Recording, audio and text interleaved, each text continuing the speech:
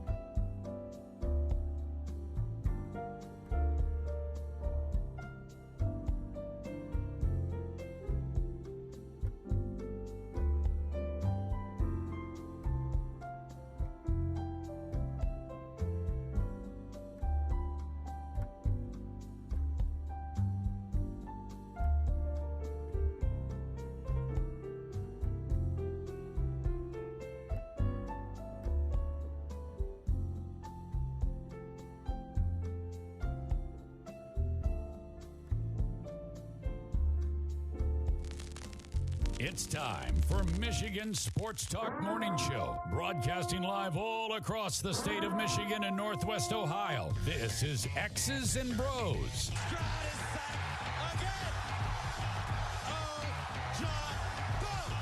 Swings it out to Sadiq Bey. Gets Benny to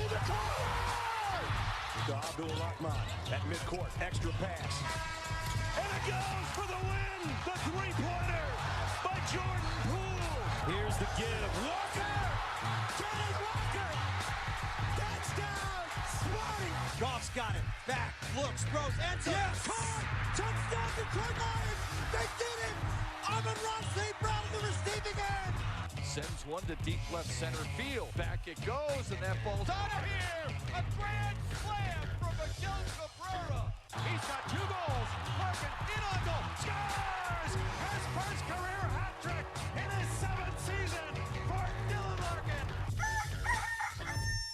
here's your host, Anthony Bellino.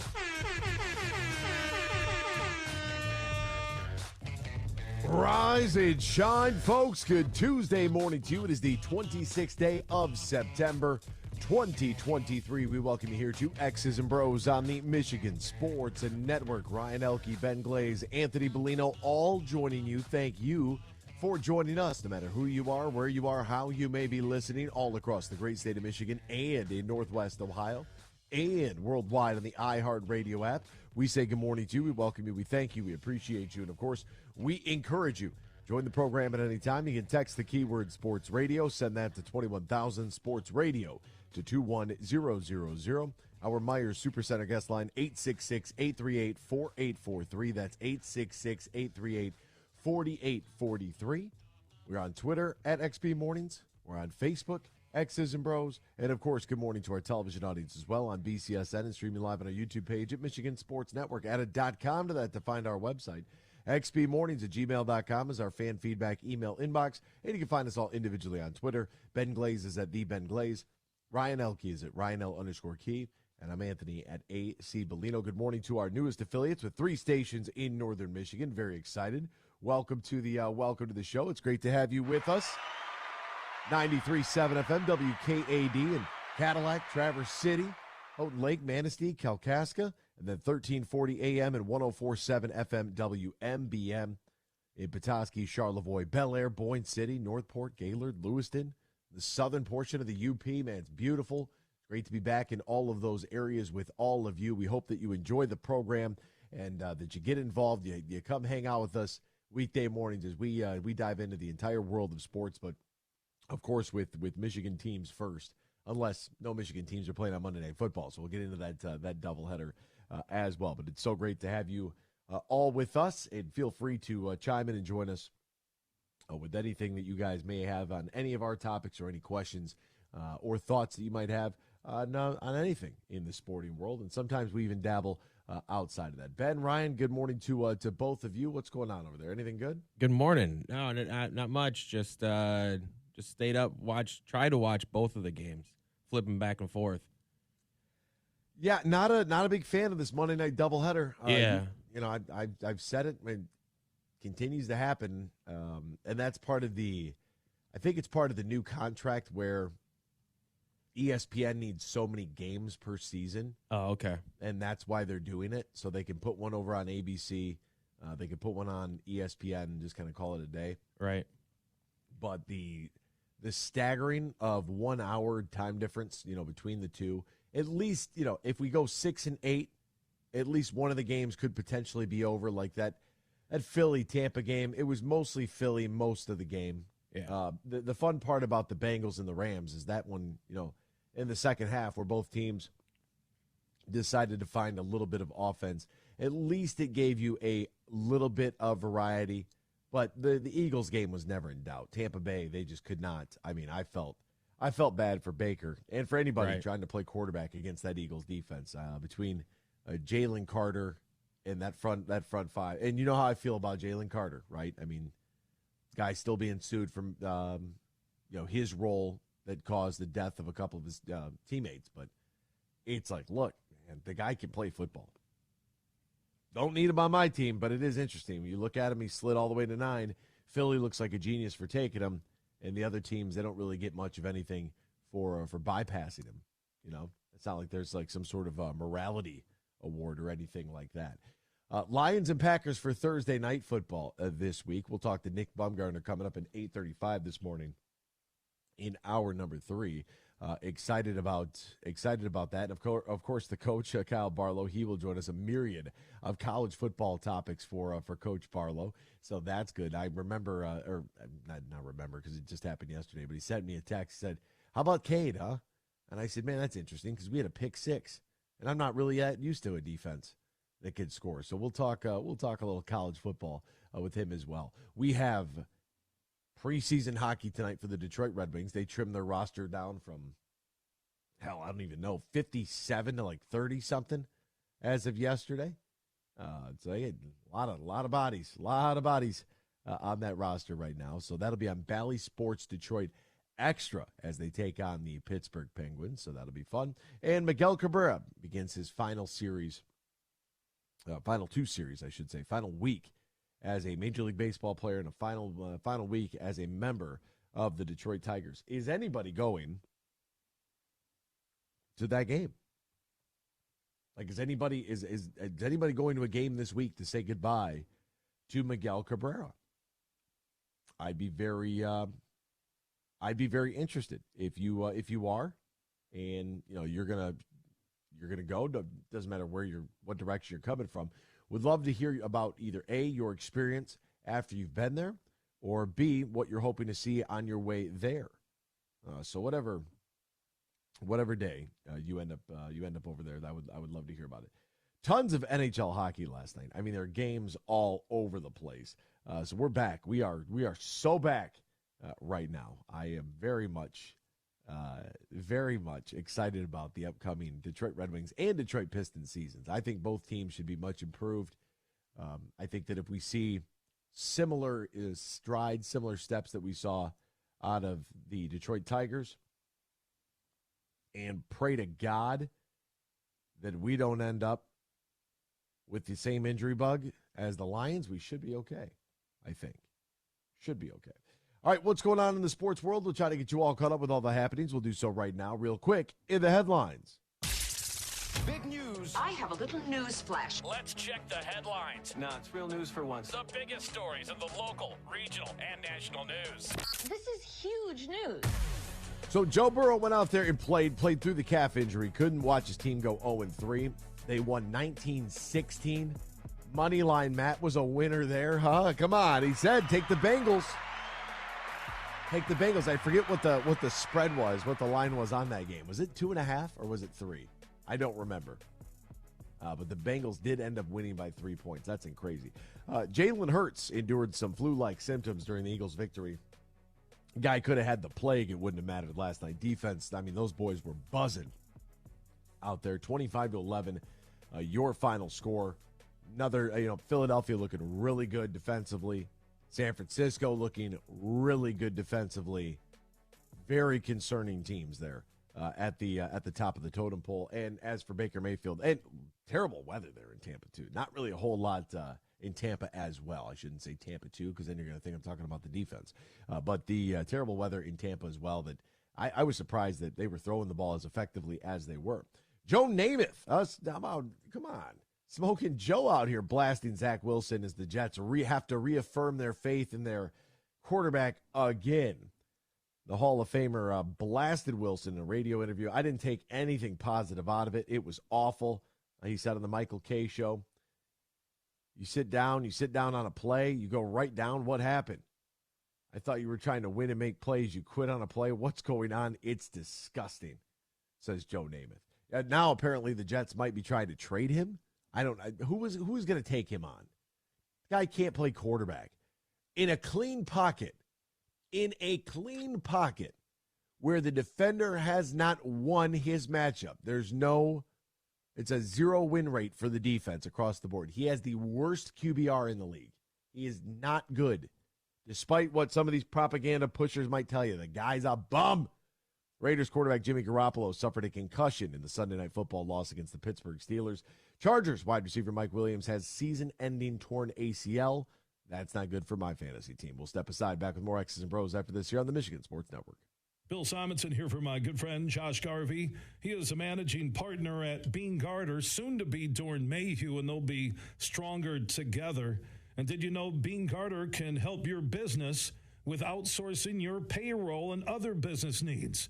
That can help ease tax filing and year-end reporting, compliance reporting, human resources management, time and attendance tracking, and more. Just go to Baumgardner.com to find out more how they can help your payroll system and make your workplace that much smoother.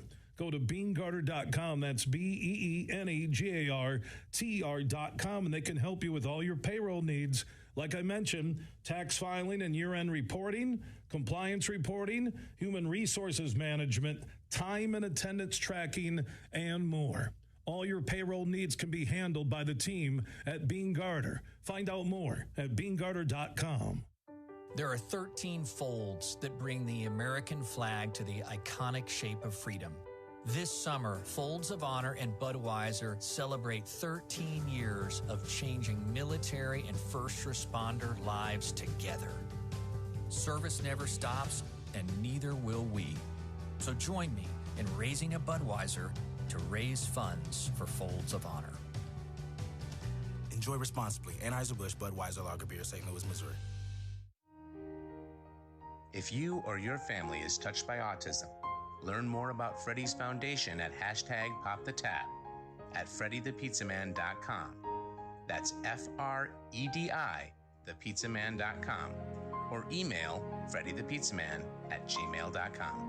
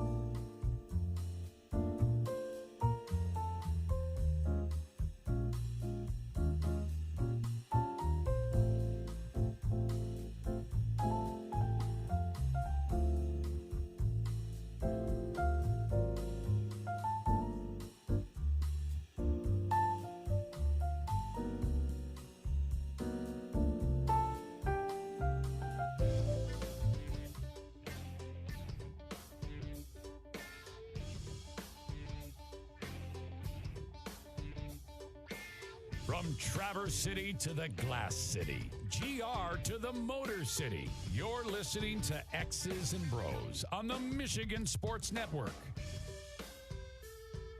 Welcome back here to X's and Bros, Michigan Sports Network. Golf season's coming to a close, as you notice when you wake up this morning and, you're trying to get to your car and make your way out and about. Sun's sleeping in a little bit. And that's okay.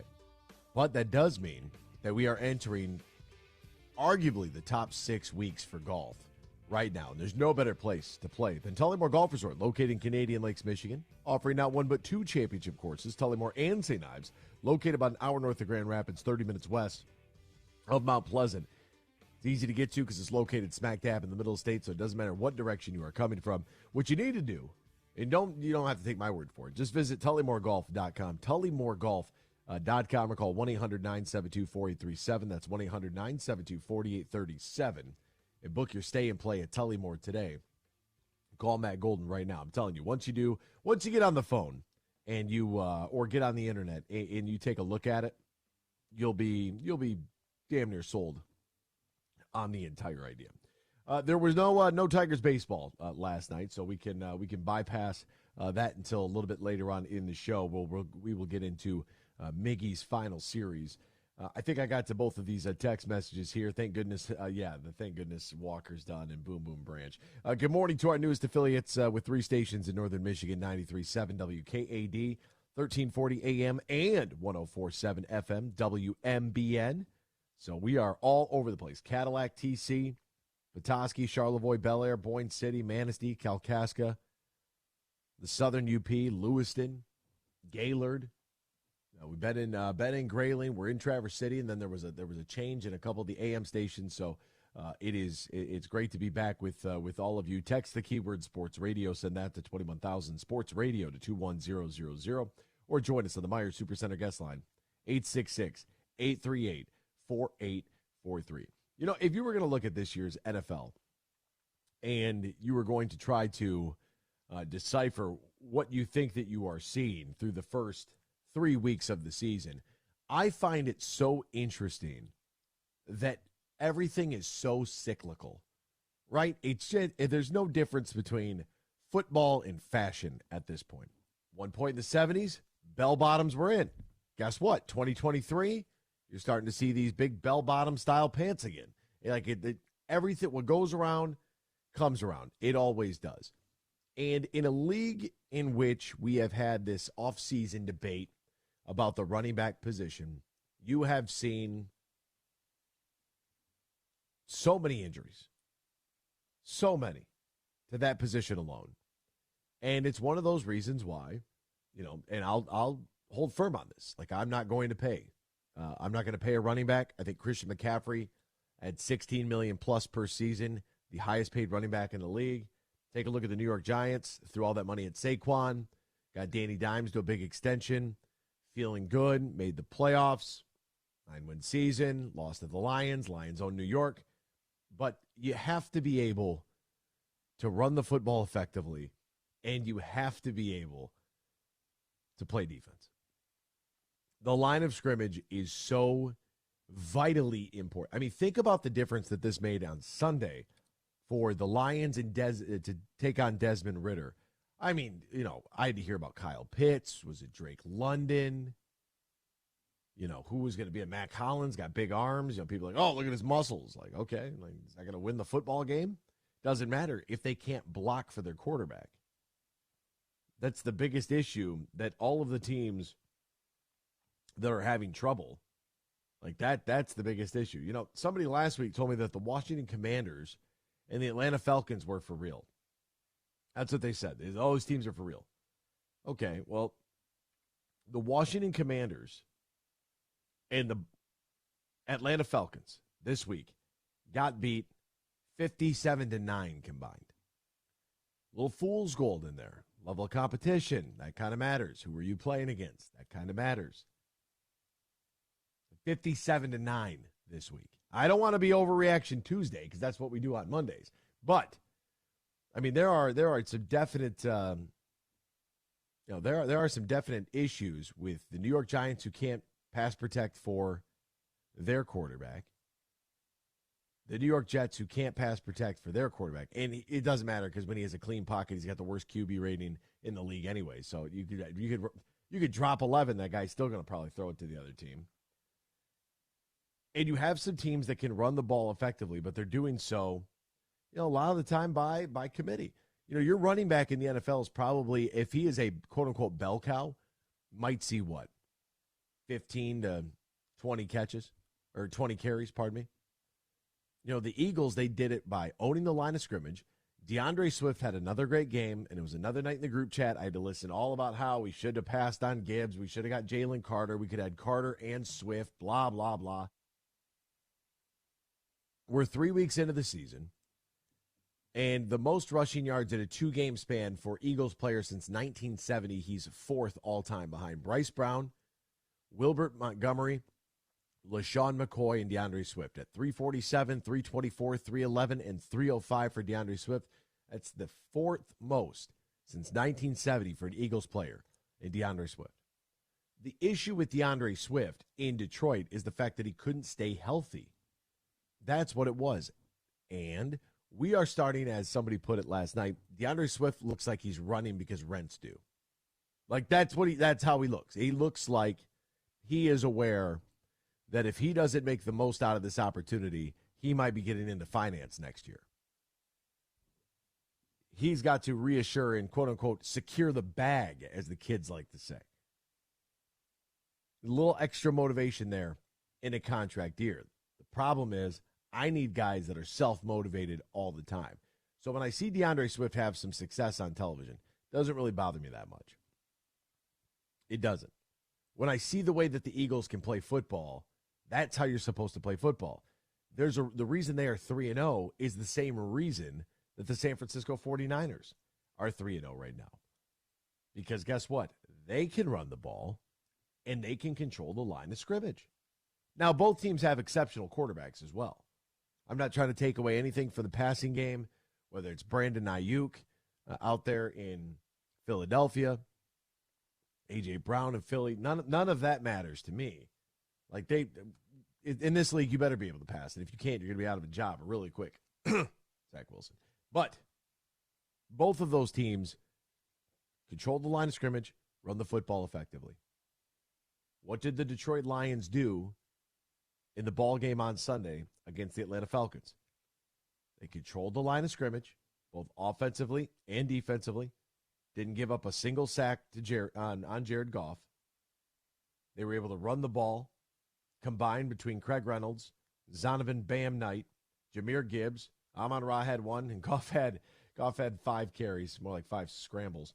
But the one was really good, right? The play fake where he entered into the end zone, that was fun.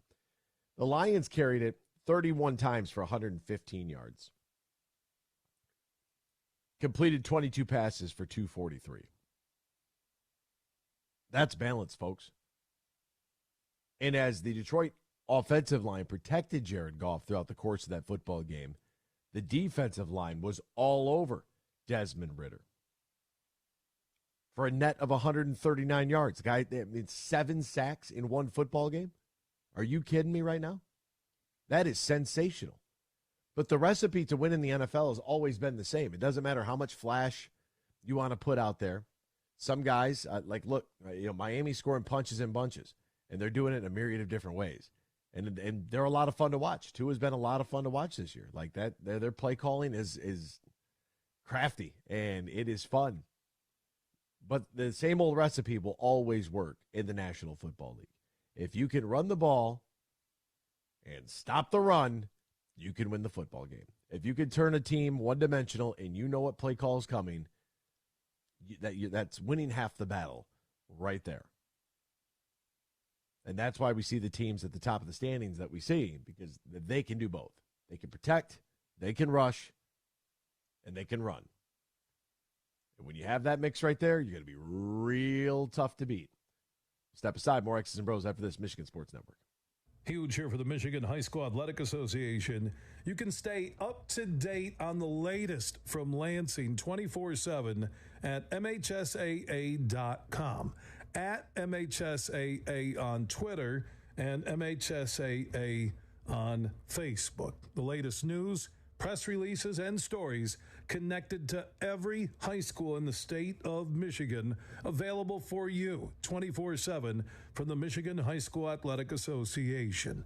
Log on to MHSAA.com, at MHSAA on Twitter, and MHSAA on Facebook. And if you're looking for archive boys and girls high school sports, MHSAA.TV. That's MHSAA.TV.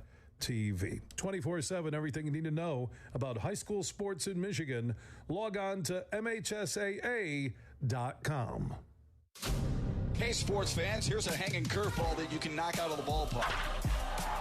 This is Matt Shepard, the voice of Detroit baseball, inviting you to step up to the plate at Eagle Casino and Sports, the mobile sports book where you can bet on all your favorites all year round, including, of course, our national pastime.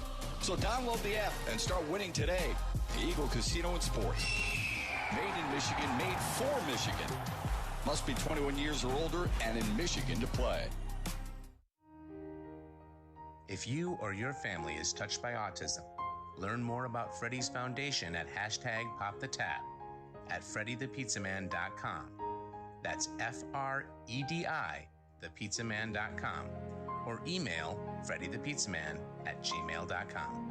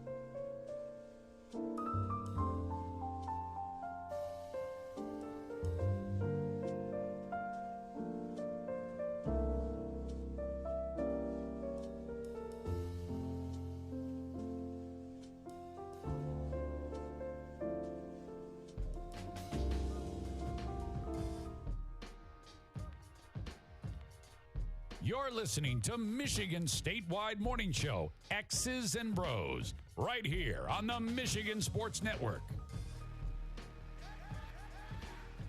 Football's back in full swing. Another week of epic games is on the slate beginning Thursday night as your Detroit Lions head to Green Bay on the short week to take on the dreaded NFC North rival Packers. And who's got you covered for all the action every single night? It's DraftKings Sportsbook, an official sports betting partner of the NFL. New customers can bet $5 on football.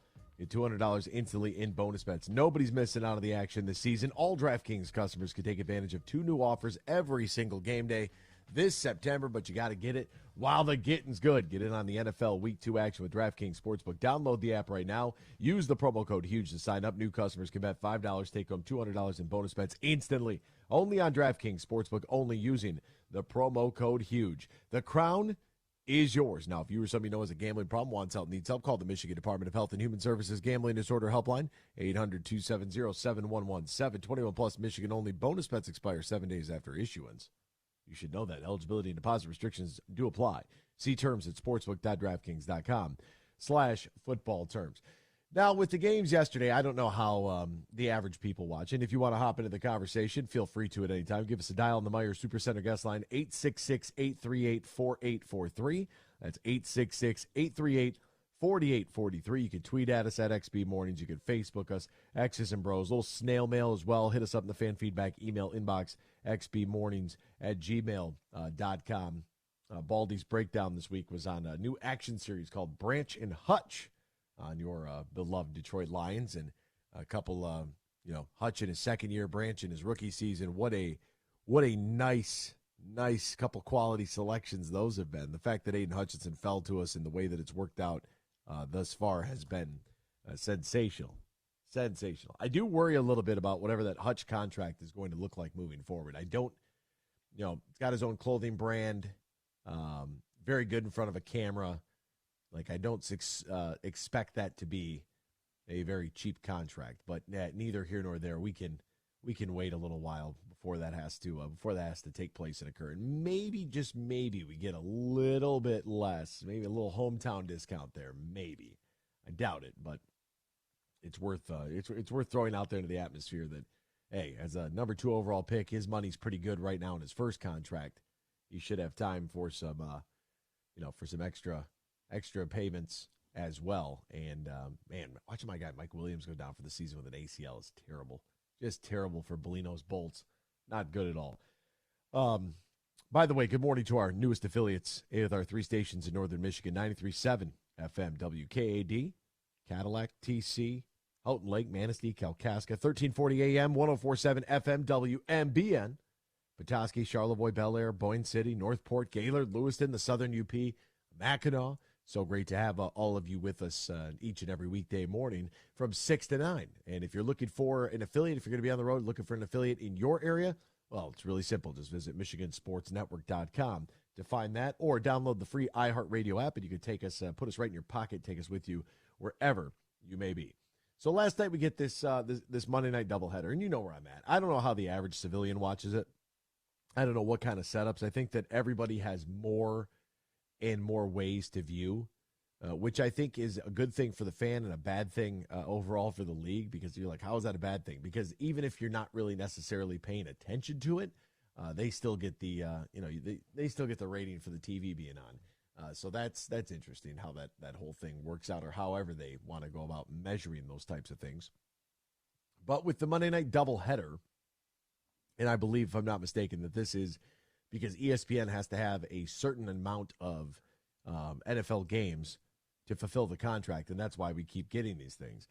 But last night was a little bit of a snoozer. Last night, the first game was all Philadelphia against Tampa Bay, Raymond James Stadium, very moist out there, a lot of weather, a lot of rain. I did like Nick Sirianni had a very interesting sort of cover / device on his play sheet. I thought that was very unique. It had like a clear top and it had sides to it, and it almost looked like he was looking into like some sort of like tablet. You know, when the ref goes like up to, in Big Ten games, they bring the little replay monitor out. It kind of looked like that replay monitor, but if you just flipped it so that would protect it from the rain. I mean, everybody's soaked out there. They still threw the ball relatively effectively, all things considered. I mean, the Duke is not a small object to throw, especially in those kinds of elements. But, just too much. Look, Baker Mayfield's played pretty well this season. He was 15 of 25 for 146, had a touchdown, had a pick, was sacked a couple of times. They really just could not move the football. There's nothing. The one touchdown went to Mike Evans. It was just way too much pressure from the Philadelphia Eagles. And Jalen Hurts was 23 of 37 for 277, a touchdown. He threw a couple of picks. DeAndre Swift had 16 carries for 130 yards. A.J. Brown had 131 receiving. Devontae Smith had 4 catches for 28 yards. So all in all, like Olamide Zacchaeus, God bless him, 2 catches, 58 yards, and a touchdown. That's a tough game for Tampa Bay. Like Tampa Bay with their 2-0 start, like it was great and all. And Baker was playing pretty good. Now Deshaun Watson puts together a decent game for the Browns, so the Browns fans aren't losing their mind. But Tampa Bay had beaten the Vikings on the road 20-17, and the Chicago Bears at home 27-17. It's not as if they necessarily went out there and just dominated some real quality opponents. We know that the Chicago Bears are one of the worst teams in football. We know this. It doesn't take you rocket science to figure this out. I saw yesterday somebody floated the idea that a second, a fifth, and Justin Fields to the New York Jets for Zach Wilson. And somebody said, who says no to this? I was like, the Bears. The Bears say no to that. What the hell kind of offer is that? You get 2 picks? You need all the picks you can get. This team is they're about as dysfunctional as it gets. And you have the different, the Bears are now 0-3. The Vikings are 0-3. That magic that they had last year where 11 of their 13 wins were one-possession games, and they were on the right side of all of them, that Cinderella turned into a pumpkin. Right there, they're out of that magic. The Carolina Panthers are 0-3. The Denver Broncos are 0-3 after that horrendous beatdown that they took to the hands of the Miami Dolphins. By the way, I wouldn't have cared if Miami decided to kick the field goal there and set the record in points. In fact, I'm kind of surprised that they didn't. We're talking about an NFL record. Why not? You've already done everything necessary. The defense has done what they needed to do. They forced the turnovers. The offense was, scoring at will. Like, why wouldn't you just kick the field goal instead of taking, set the record? What's the difference? I mean, Sean Payton, he's already out there trashing other coaches, throwing them all under the bus anyways. And as for Nathaniel Hackett, I do kind of feel bad because the Jets stink. They're 1-2 now because they lost their guy that was supposed to lead them to the Super Bowl, and now they're scrambling a little bit. And you get these, Colin Cowherd was talking about the 5 stages of, dysfunction for the quarterback. And anytime your young quarterback pops off a little bit at the mouth, it's unfortunate that it happens this way because they're going to get the blame for everything. Zach Wilson did it last year. Justin Fields has already done it this year. Right? You start to play the blame game. Quarterbacks start, talking a little bit. And next thing you know, team spirals out of control. You'll see some sideline antics. Garrett Wilson getting after it a little bit. So I look at kind of what has transpired here. Tampa Bay, a little bit of fool's gold because of their level of competition. But by the way, the amount of Green Bay fans that are hyped up with Aaron Rodgers 2.0 and Jordan Love, that's who they believe that they have. They got a great win. Derek Carr goes down with the AC joint. They come back and win 18-17 after being down 17-0 in this ball game. And by the way, the draft picks for Green Bay, I mean, they drafted 13 guys in this past year's draft. 13 of them, I believe, including Jaden Reed. So they're going to host the Lions. It's going to be a very short week for Detroit. Are they going to be able to, come back off of that win against Atlanta, take what worked there? Now, Jordan Love, very, very crafty. He's going to want to scramble like Rodgers. He's going to want to, throw it around, little playground style sidearm like Rodgers. Green Bay fans are all in the fact that they're having deja vu and that they got their guy. They're very pleased right now. I would caution them. You beat the Bears 38-20. You beat the Falcons 25-24, and you beat the Saints after the starting quarterback went down 18-17. Defensively, you're giving up a lot of points, probably more points than we thought they would. But that's the reality of the situation. And you're giving up points to some offenses that really aren't that great. Now, back to Monday Night Football, because that'll be Thursday Night Football this week on the short week. We'll talk more about that game with Nick Baumgardner coming up. For the Monday Night Football doubleheader, it would make more sense, and I'll say this till I'm blue in the face, if they would stagger the game time. So if you made it a 6 or 6:30 kickoff on the East Coast and then wanted to do something like 9 o'clock on the West Coast, that would make things a little bit easier for us to watch. However, I did not make it. I'm going to be honest with you. I did not make it last night. Usually on a Monday night, I'll make it all the way to Scott Van Pelt. It was a long weekend this weekend. It's been a long couple of weekends, and nothing bad. It's just we have very limited time to sleep here between Friday and Sunday. And man, I was not going to make it. That was not going to happen. I am impressed by the way that Cincinnati sort of handled themselves in this ball game. Jamar Chase had 12 catches for 141. Joe Burrow, 26 of 49 for 259. No touchdowns, did throw a pick. Joe Mixon had a touchdown on the ground. And we got a full complement of the old kicking game here with Evan McPherson going 4 of 5 for 13 points in the ball game. But a couple of picks thrown there from Matthew Stafford. 1 touchdown, 2 picks, 269 yards, 18 of 33. They just look so much different. They do. If it weren't for Matthew Stafford and for Aaron Donald on the defensive side, like they look so different. Like Puka Nacua had 5 catches for 72 yards. Tyler Higbee had 5 for 71. Tutu Atwell had 4 for 50. Van Jefferson had 1 catch for 46 yards. Like he's trying to spread it around the best that he can. But it just feels like the Rams are definitely on the back nine, right? They are on their slide, their decline. Like that most definitely is going to happen. Must-win game for the Bengals. Matt Koalas told us this yesterday. Hey, look, backed into a corner, take the team that's got everything. Like that absolutely needs that win. The Bengals absolutely needed that win. They needed that win to avoid the dreaded 0-3 because when that happens, your season's basically over. They needed that win with Joe Burrow nursing the right calf that, hey, the risk of an 0-3 outweighed the risk of an re-injury of his calf, according to Burrow. Like, that's a good way to galvanize your squad. Like, you know what's on the line out there, and you're willing to go out there and sling it around anyways. Good for you. Good for you. But all in all, from a watchability standpoint, I'm not going to complain because it's football, but they were it left a little to be desired. Just a little bit. I didn't make it to Scott Van Pelt. I was fast asleep at that point. There was not too much that I was going to be able to do in order to stay awake and fight through it. And by the way, between Brad Robbins and DJ Turner, that's a couple of Michigan men on the Cincinnati Bengals. So, in case you were keeping score at home, all eyes are on Amazon's Thursday Night Football on Prime. Don't know how you watched both games yesterday. Maybe you went TV, iPad, or something along those lines. Or maybe you just picked one and said, the hell with it. I'm only watching one. It's not that big a deal. But Prime Video at 8:15, Lambeau Field, Green Bay, Wisconsin. We're looking at 64 degrees. Should be relatively clear skies for the Packers and the Lions. Both teams are 2-1. Statistically speaking, we've got the leaders in receiving yards, leader in rushing yards.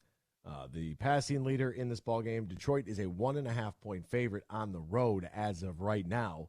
Keep an eye on your injury report to see what's taking place. But that's a massive game. And we'll get one Monday Night Football, plus the return of Peyton and Eli on this Monday where the Seahawks take on the Giants. Oh, God. Poor New York. Scott's got to watch his team. And Seattle doing the west to east travel. Normally I would bypass this and say, you know what? Nah, but the Giants are a 1.5 favorite. I don't know how you pick the Giants here. I really don't. That I don't understand. Our Sunday Night Football is Chiefs-Jets. Oh, how could it happen? How could they do that to us? It could have been cool had Aaron Rodgers been out there. Maybe the story's a little bit different for the New York Jets. But when you lose your franchise quarterback, whether he's a rental for a couple years or not, he was the guy that was supposed to take you to the promised land. At minimum, the playoffs. You're thinking conference championship game. Maybe Chiefs-Jets would be a preview of the AFC championship game with the winner going on to the Super Bowl. What a script that would be. If the script writers were working, they definitely took a week off and they missed that whole Aaron Rodgers is going to tear his Achilles 4 snaps into the season. Just devastating right there. Devastating for that team. But, he moved on. He moved on. It was over between he and the Packers. There was a little bit of a breakdown in communication. We all knew that, Aaron Rodgers, he wanted more out of the draft. He wanted, his team to go after it. I still don't understand some of the decisions that they have made, but they find themselves with their quarterback in waiting, in Jordan Love now out on the field, in a recipe that has worked for them in the past. When you look at how Aaron Rodgers came up under Brett Favre, sat for a couple years, Jordan Love, coming up under Rodgers, sitting for a few years. It does seem to work out a little bit better than taking a young rookie and throwing him to the Wolves on a team that isn't ready to compete because he takes too much heat. That's exactly what's happening in Chicago with the Bears. Now, mind you, it doesn't really help that Justin Fields and whatever he's got going on there, like, you got to get rid of the football dude. C.J. Stroud, on the other hand, look, nobody's on pace to be sacked more than C.J. Stroud in NFL history. Like, he's going to get beat up worse more than likely than David Carr, Derek Carr's brother. Remember him when he played for Houston? Houston's been through this before. They've seen the way this story plays out. However, C.J. Stroud's pretty good. Like, he's made some throws so far this year. You're like, okay, all right, yeah, I could see why. And Houston's even said that. Like, they're not having a great year, great start to the year by any stretch of the imagination, but they're already, being very supportive, very complimentary. There's a level of belief that exists there for that team within their quarterback, and it's all very, very necessary. It's all very necessary. So we've got some very interesting storylines that are beginning to develop here in the National Football League that I can't believe they haven't tried to flex out the Sunday night. And I think that they all, I don't know if you can do it appropriately. If you could do it on 10 days notice, like, hey, by the way, your game's getting flexed to Sunday Night Football, because we have Dolphins-Bills at 1 o'clock on CBS on Sunday. Dolphins-Bills. Now that's a ball game. 2-1 Bills, 3-0 Dolphins. That one's in New York. Up there in Buffalo, great time for Miami to play them. Can you imagine being in their division? Yes, give me Buffalo first month of the season, please. Please do not wait for those last 4 weeks. I am not trying to play in that weather. I'm a fair weather person. That is not for me. Not for me at all. But a relatively halfway decent slate of games upcoming. You just wish that some of that stuff would have been caught and thrown on the I get it, Chiefs, Jets. Once the injury happens, can we move this game around a little bit? Just a little bit. If you want to join the conversation, give us a call, 866-838-4843. That's 866-838-4843. We'll talk to the coach, Kyle Barlow, coming up in hour number 2 next here, X's and Bros, Michigan Sports Network. Huge here for my good friend Matt Golden. Now, he's the CEO and GM at the Tullymore Golf Resort. They're in Canadian Lakes, Michigan, less than an hour north of Grand Rapids. And fall golf is here, and they have some huge deals you can take advantage of on stay-and-play packages, tee times, and more. Just go to tullymoregolf.com. That is tullymoregolf.com. Also, if you want to book a Christmas party for the holidays, you want to squeeze in a business meeting with some golf and great food and beverages, Matt Golden and his team can take care of you right now. Go to tullymoregolf.com. That's tullymoregolf.com. They're also booking big groups who want stay-and-play packages, or maybe you just want to look ahead to the perfect weekend in 2024. Remember, Tullymore is less than an hour north of GR in Canadian Lakes, Michigan. Book your stay-and-play package or get more info now at tullymoregolf.com. I'm Matt Shepard, the voice of Detroit baseball. I'm Herman Moore, and football is my game. So we know a few things about sports. And the passion of Detroit fans. That's why we're big fans of Eagle Casino and Sports. It's the mobile sports book that lets you bet on action all year long. Right from your mobile device. Eagle Casino and Sports. Made in Michigan. made for Michigan. Download the app and start winning today. Must be 21 or older and in Michigan to play. Fuel up for less with M-Perks. Earn points on your purchases when you shop at Meijer in-store and online. Then use your points to claim a fuel reward and save at the pump. Your dollar goes further at the pump with M-Perks. Plus, earn points for all qualifying purchases in the Meijer Express station. And keep a lookout for exclusive Meijer Express offers. Enter your M-Perks ID at checkout to earn. Exclusions apply. Not valid in Wisconsin. Max 30 gallons. Download the Meijer app to sign up or see Meijer.com to learn more. There are 13 folds that bring the American flag to the iconic shape of freedom. This summer, Folds of Honor and Budweiser celebrate 13 years of changing military and first responder lives together. Service never stops, and neither will we. So join me in raising a Budweiser to raise funds for Folds of Honor. Enjoy responsibly. Anheuser-Busch Budweiser Lager Beer, St. Louis, Missouri.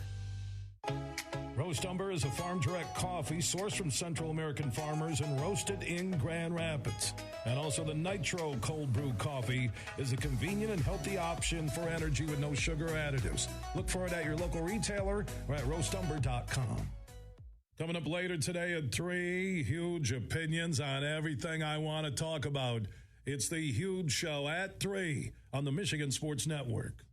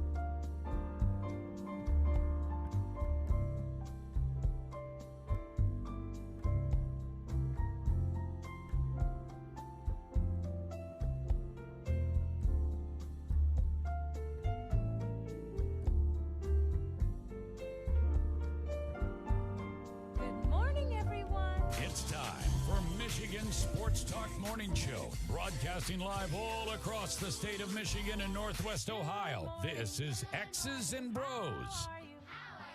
Good morning. Good morning. Good morning. Good morning. Good morning. Good morning. It's a good morning. Wake up to a brand new day. Hello. Good morning. Good morning, Vietnam! Here's your host, Anthony Bellino.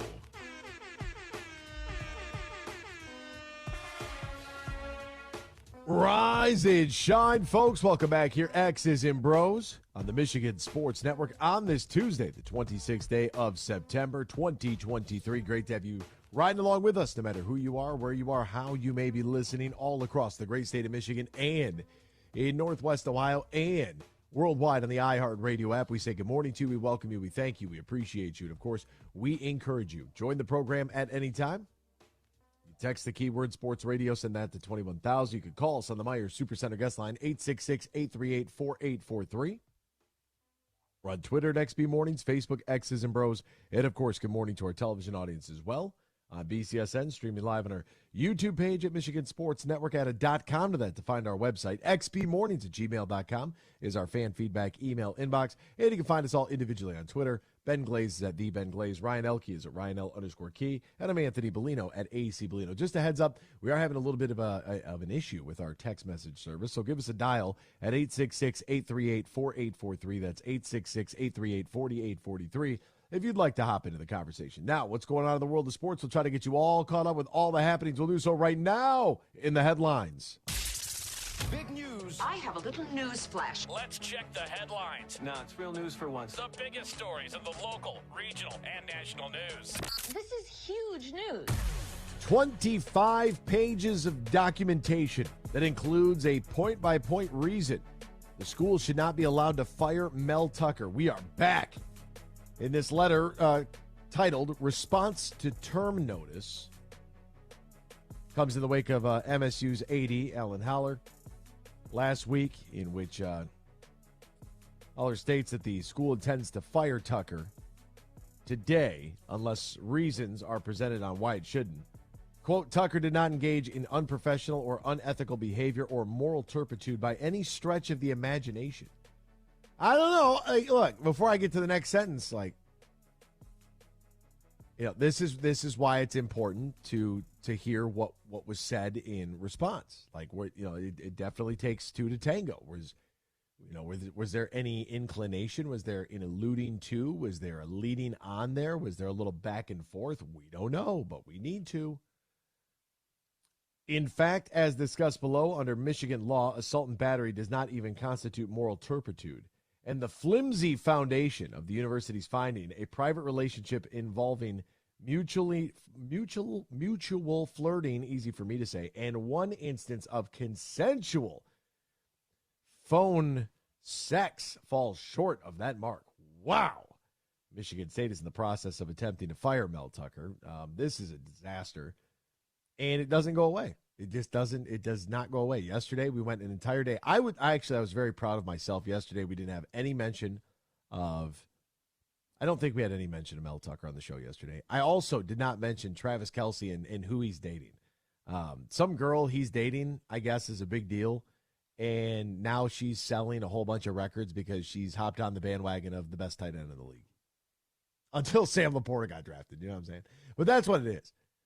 Don't come at me and tell me that, everybody knows who Travis Kelce is. No, the people that follow football know who Travis Kelce is. Whoever he's dating, I guess that's a big deal, but apparently, and I stayed away from it because that's not really sports news. It doesn't really matter. I don't know what's worse. The good news is it got Patrick Mahomes' wife off the screen, so I guess that's a positive. We could look at it like that. Joe Burrow said that the risk of re-injuring himself was not as great as the risk of going 0-3. You don't want to go 0-3. You do not. There's a risk to go out there and potentially re-injure, but there's also a risk to not go out there and be 0-3. So I wanted to be out there for my guys, and I was confident I would be able to do what I needed to get the win. Burrow was 26 of 49 last night for 259. Congratulations to Cincinnati. 19-16 winners over the LA Rams. If you had Cincinnati as a 2.5-point favorite, you're a winner chicken dinner. If you had them at -3, that's a push. No harm, no foul. Philadelphia Eagles quarterback Jalen Hurts confirmed that he played through flu-like symptoms, a flu game down in Tampa for Jalen Hurts. The win, 25-11 over the Tampa Bay Buccaneers. Look, he threw one bad pass that was intercepted. Outside of that, it was all Philly the whole game. Jalen Carter forced a fumble when it was 10-3 there at the end of the second quarter, and just absolutely, like, that guy is a destructive force. There's nothing you can say about that. Even so, the Eagles put up 472 yards of total offense. A.J. Brown, 9 catches for 131. DeAndre Swift had 130 on the ground. My goodness, that's a lot. Joe Namath blasted the quarterback, Zach Wilson. For Broadway Joe, I don't think you necessarily have to pile on here.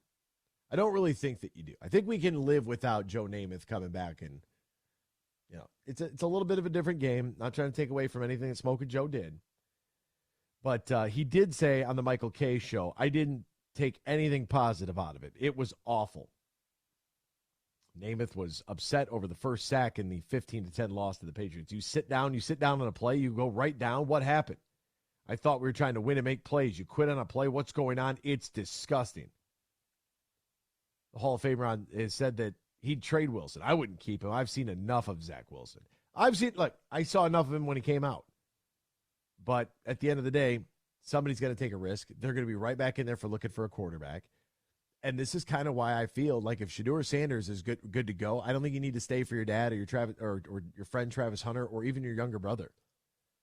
I think that you go. Because I think that when you look across the league and you look at teams that need to draft a quarterback high in the draft, those are usually teams that are pretty dysfunctional. They're teams that have done a lot of losing. They're teams that maybe have a new general manager or a younger one. And when I say younger, I mean newer to the organization. You have a head coach that either just got hired or they need to hit on this pick before they get fired. Like, I'd rather go a little bit later on in the draft and end up in a situation where, like a Patrick Mahomes in Kansas City, that's a good example. They draft you because they see you as, hey, this guy's probably got next. We might have to start him right away. We'll see what happens. But you have the better opportunity of a team that at least has a little bit of winning to their name. And that's important. You take a guy like Caleb Williams and you throw him out there to the Wolves, like, good luck, because we see it happen all the time. A lot of it is situationally based. If you're going to a bad situation, you better be sent from God to try to revive that franchise. Like, that's why if I'm Shedeur Sanders, I'm probably coming out in this year's draft. Me personally, that's probably the direction I'm going because I have a better chance to not go number one and end up in a more functional situation. Raiders quarterback Jimmy Garoppolo suffered a concussion in the Sunday Night Football loss. That isn't good. They lost 23-18 to the Pittsburgh Steelers. Pittsburgh, they look pretty good. Shout out to Kenny Pickett. I was hard on him, for the first 2 weeks, but they figured some things out. Garoppolo was 28 of 44 for 324 and 2 touchdowns with 3 picks. He leads the NFL with 6 INTs so far this season. More injury news. Chargers wide receiver Mike Williams, his season is done. Tore his ACL. Brutal hit. I mean, he got hit, dropped the ball. Not good. Not good for my fantasy team. Very bad all around. Steve Kerr lauds the connectivity of this Warriors new look roster. Remember, the Warriors traded Jordan Poole for Chris Paul in July. There were some questions on whether or not the move would improve the team chemistry. And apparently, everybody's pretty happy.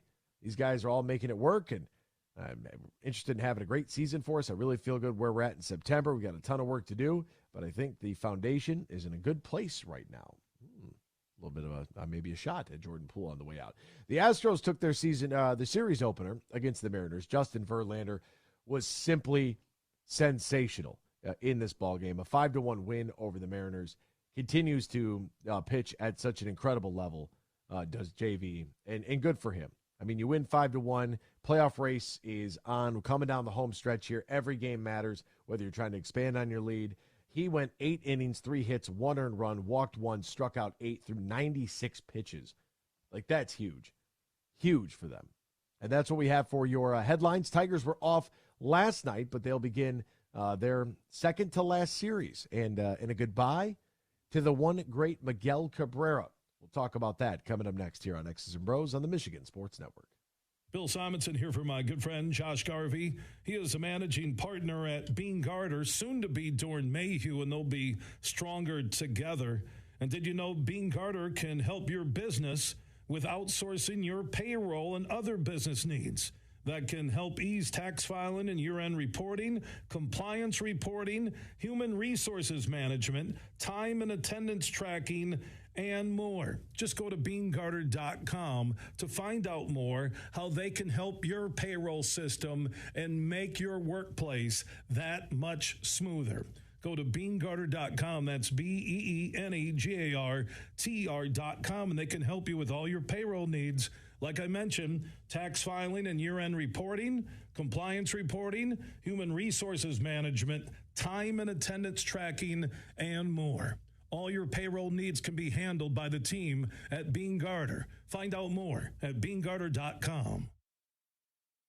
Tracy, over to you for weather. Oh, the sun must be shining, Dave, because the 7 for 7 sale is back at Meijer. Mix or match hundreds of items like Meijer frozen vegetables, Campbell's condensed soup, and Body Armor sports drink. Pick any 7 for just $7. There's a strong chance of saving with the same quality Meijer deals in-store or online. Back to you, Dave. Sounds great, Tracy. Deals so good, you've just got to talk about them. Meijer. Exclusions apply. See all the deals in the Meijer app. There are 13 folds that bring the American flag to the iconic shape of freedom. This summer, Folds of Honor and Budweiser celebrate 13 years of changing military and first responder lives together. Service never stops, and neither will we. So join me in raising a Budweiser to raise funds for Folds of Honor. Enjoy responsibly. Anheuser-Busch Budweiser Lager Beer, St. Louis, Missouri. Later today at 3, it's the Huge Show right here on the Michigan Sports Network.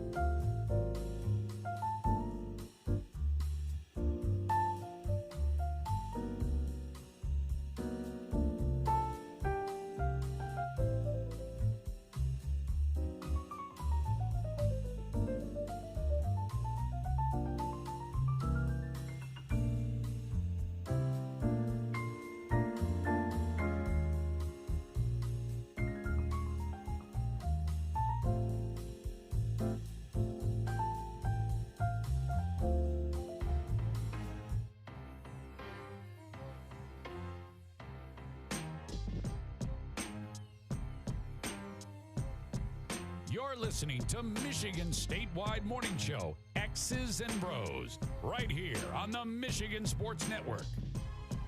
Welcome back here to X's and Bros, Michigan Sports Network, as the sun is getting up a little bit later, sleeping in again today. 7:15, no sight of it. Somebody should wake him up, let him know. It's time to go. Golf season is coming to a close. However, we are walking into what is arguably maybe the best month to month and a half of golf.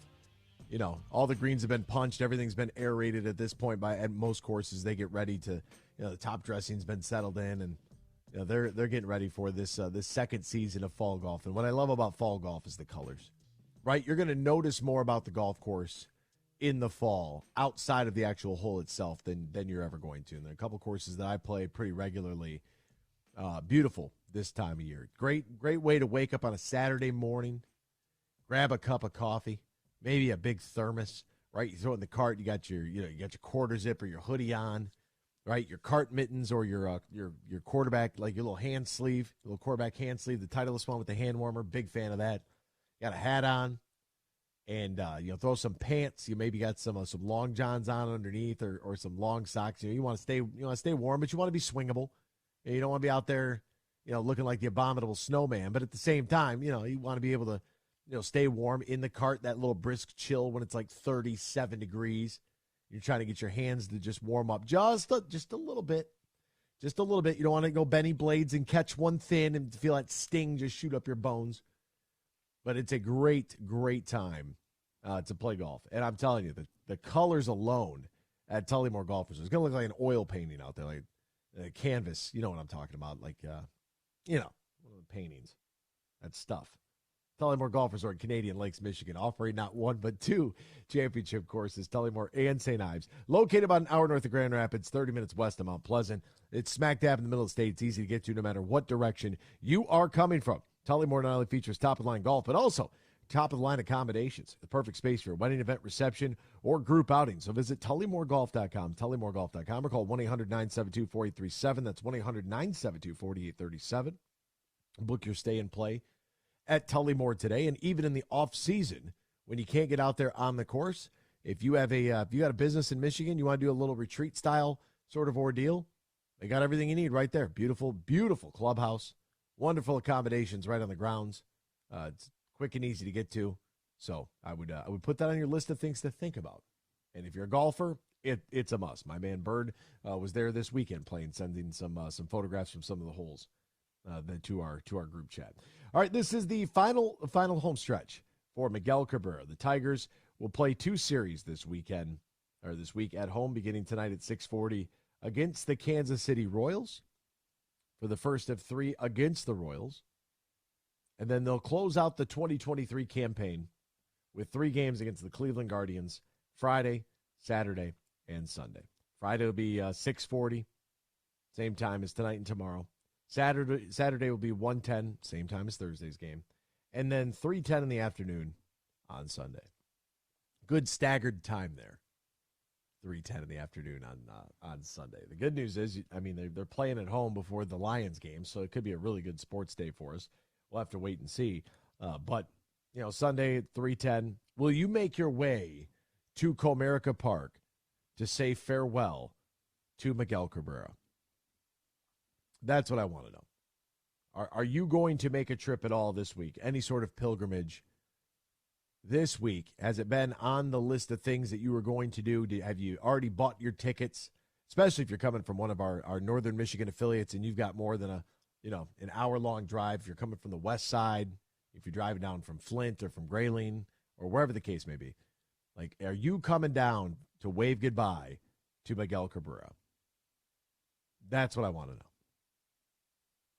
This is it. An incredible career for Miggy that has, over the last couple of years, been a little bit frustrating. A little bit frustrating for us, the fans. A little bit frustrating for him, the player. That's the way it goes. This team's played relatively good baseball. They split that series with the Oakland A's. They dropped 2 out of 3 against the Dodgers, but won all 3 against the Angels. Like, they've played relatively well. Cheapest ticket for each game Ryan's working on this. So you could find, he's trying to get you all hooked up so you know that if we're talking about it, you're like, oh, yeah, that's right. Shoot, I forgot all about that. Ryan's going to get us squared away where you could find the cheapest ticket for each game. Tonight you can get in for $11. $11, all it takes. Wednesday, you can get in for $11. On Thursday, $9. Now we're going to see the uptick. Here we go. Friday, the cheapest ticket right now via Game Time is $30. Saturday is $33, and Sunday, the farewell day, $51. $51. So a $40 increase to go see him on the final day in Comerica Park. I would imagine he's playing all 6 of these. I would imagine. Like, come on, we're looking at what? 3, maybe 4 at bats. Like, you can do it. Get on out there, kid. Come on, slugger. You can do it. You're doing great, Duck. You're doing great. It'll be a little bit bittersweet. And the reason I say that is, obviously we're a long ways away from the Miguel Cabrera of the Triple Crown. Still hitting above 250, which is, God forbid we get Javi Baez to do that. By the way, the Sunday game is standing room only, according to Ryan, for $51. He's still one of the better hitters on this team for as much as he struggled, but we know that he's not himself. Everybody knows that. We know that it's time. And there's a very delicate balance there. And I think that this happens in a lot of fields, right? A lot of people have, from a personal standpoint, a lot of people have asked me, like, how long do you think you'll go? Like, will you do this until you're 70? Probably not. Probably not. I've already said goodbye to a couple of teams that I worked for because, one, for my own selfish reasons, like, I don't think you necessarily should have to work 7 days a week, 52 weeks a year. I think that that's a little ridiculous. I sat down with my calendars yesterday and put pen to paper now that the basketball schedules are all out, and it's disgusting. And it's overwhelming. I look at, I pop open like the month of February, for example, and one team's got blue, one team's got black, one team's got orange, one team's got green, one team's got purple. Right? I'm looking at January is probably a better example. And I'm looking at January, and it's just like, you just like grab your head, right? And it's like, how long can I do this? How much longer can I, like, how many things can I be committed to? And I think that a lot of times when we look at Miguel Cabrera, like how long can you do this? When is the right time to step away? When is the right time to drastically change your life and everything about it? To be in a position to where this is all you know and all you've done for so long, your identity, right? And to have to walk away and say goodbye. I think that's probably why. And Tom's active. And Miguel Cabrera is too. Just because you may not see it here doesn't mean that he's not doing things other places and has other interests and things to do. But I think that's part of the reason, like, Tom Brady stayed for as long as he did, is because when that becomes, you feel like you have the ability to compete at that level and you can play really well. And Miguel's competing at that level. He's just not what he once was. And did you hang on too long, or did you let go at just the right time? Did you wait until you physically couldn't do it anymore? How will people remember you, I think, is a big thing for a lot of this. Because, at the end of the day, this is a bittersweet chapter for this organization because they're closing the book on that era of Tigers baseball. Like, that era of Tigers baseball that got to the World Series recently is still open until they're all gone, right? That chapter's still there. Like, it still feels kind of like, 2012 all over again, because he's still there. But the Tigers then can get to the sweet portion of it where that chapter has now officially closed, that contract money comes off the books, and now we can look forward to this youthful core that we believe that we have built with some all-star caliber talent. So a bittersweet week beginning tonight at 6:40 against the Royals. We'll step aside. The coach, Kyle Barlow, joins us next. X's and Bros, Michigan Sports Network. Huge here for the Michigan High School Athletic Association.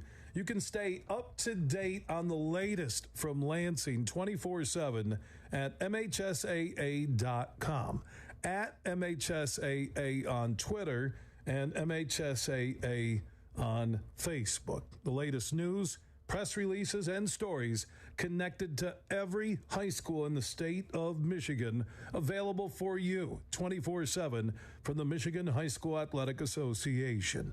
Log on to MHSAA.com, at MHSAA on Twitter, and MHSAA on Facebook. And if you're looking for archive boys and girls high school sports, MHSAA.TV. That's MHSAA.TV. 24/7, everything you need to know about high school sports in Michigan. Log on to MHSAA.com. We played for the thrill, that rush you feel with the game on the line. I'm Herman Moore, Lions All-Pro wide receiver. Now, with Eagle Casino and Sports, the new sportsbook app from Soaring Eagle, anywhere I'm at, I'm still in the game. Sign up now and get up to $1,000. That's right, up to $1,000 for a risk-free bet on your next favorite underdog, parlay, or prop. Eagle Casino and Sports. Made in Michigan, made for Michigan. Must be 21 or older and in Michigan to play. Tracy, over to you for weather. Oh, the sun must be shining, Dave, because the 7 for 7 sale is back at Meijer. Mix or match hundreds of items like Meijer frozen vegetables, Campbell's condensed soup, and Body Armor sports drink. Pick any 7 for just $7. There's a strong chance of saving with the same quality Meijer deals in-store or online. Back to you, Dave. Sounds great, Tracy. Deals so good, you've just got to talk about them. Meijer. Exclusions apply. See all the deals in the Meijer app.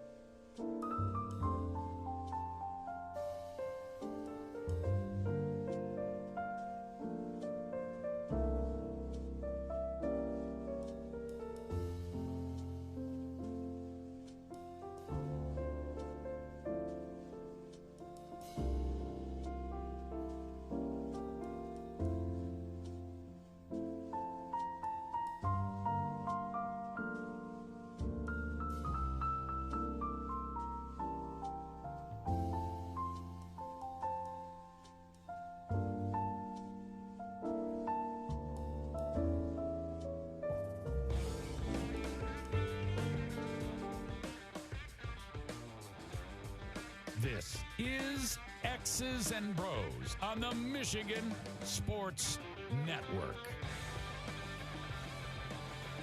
Football is in full swing. Another week of epic games. And the Detroit Lions will take on the Green Bay Packers to kick things off. It's all taking place on Prime Video for Thursday Night Football. Nobody's got you covered for the action for every single game day like DraftKings Sportsbook, an official sports betting partner of the NFL. New customers bet $5 on football. Get $200 instantly in bonus bets. Nobody is missing out on the action this season. All DraftKings customers can take advantage of not one but two new offers every single game day this September. Yeah, you heard me right. Get in on the NFL Week 4 action with DraftKings Sportsbook. Download the app right now. Use the promo code HUGE.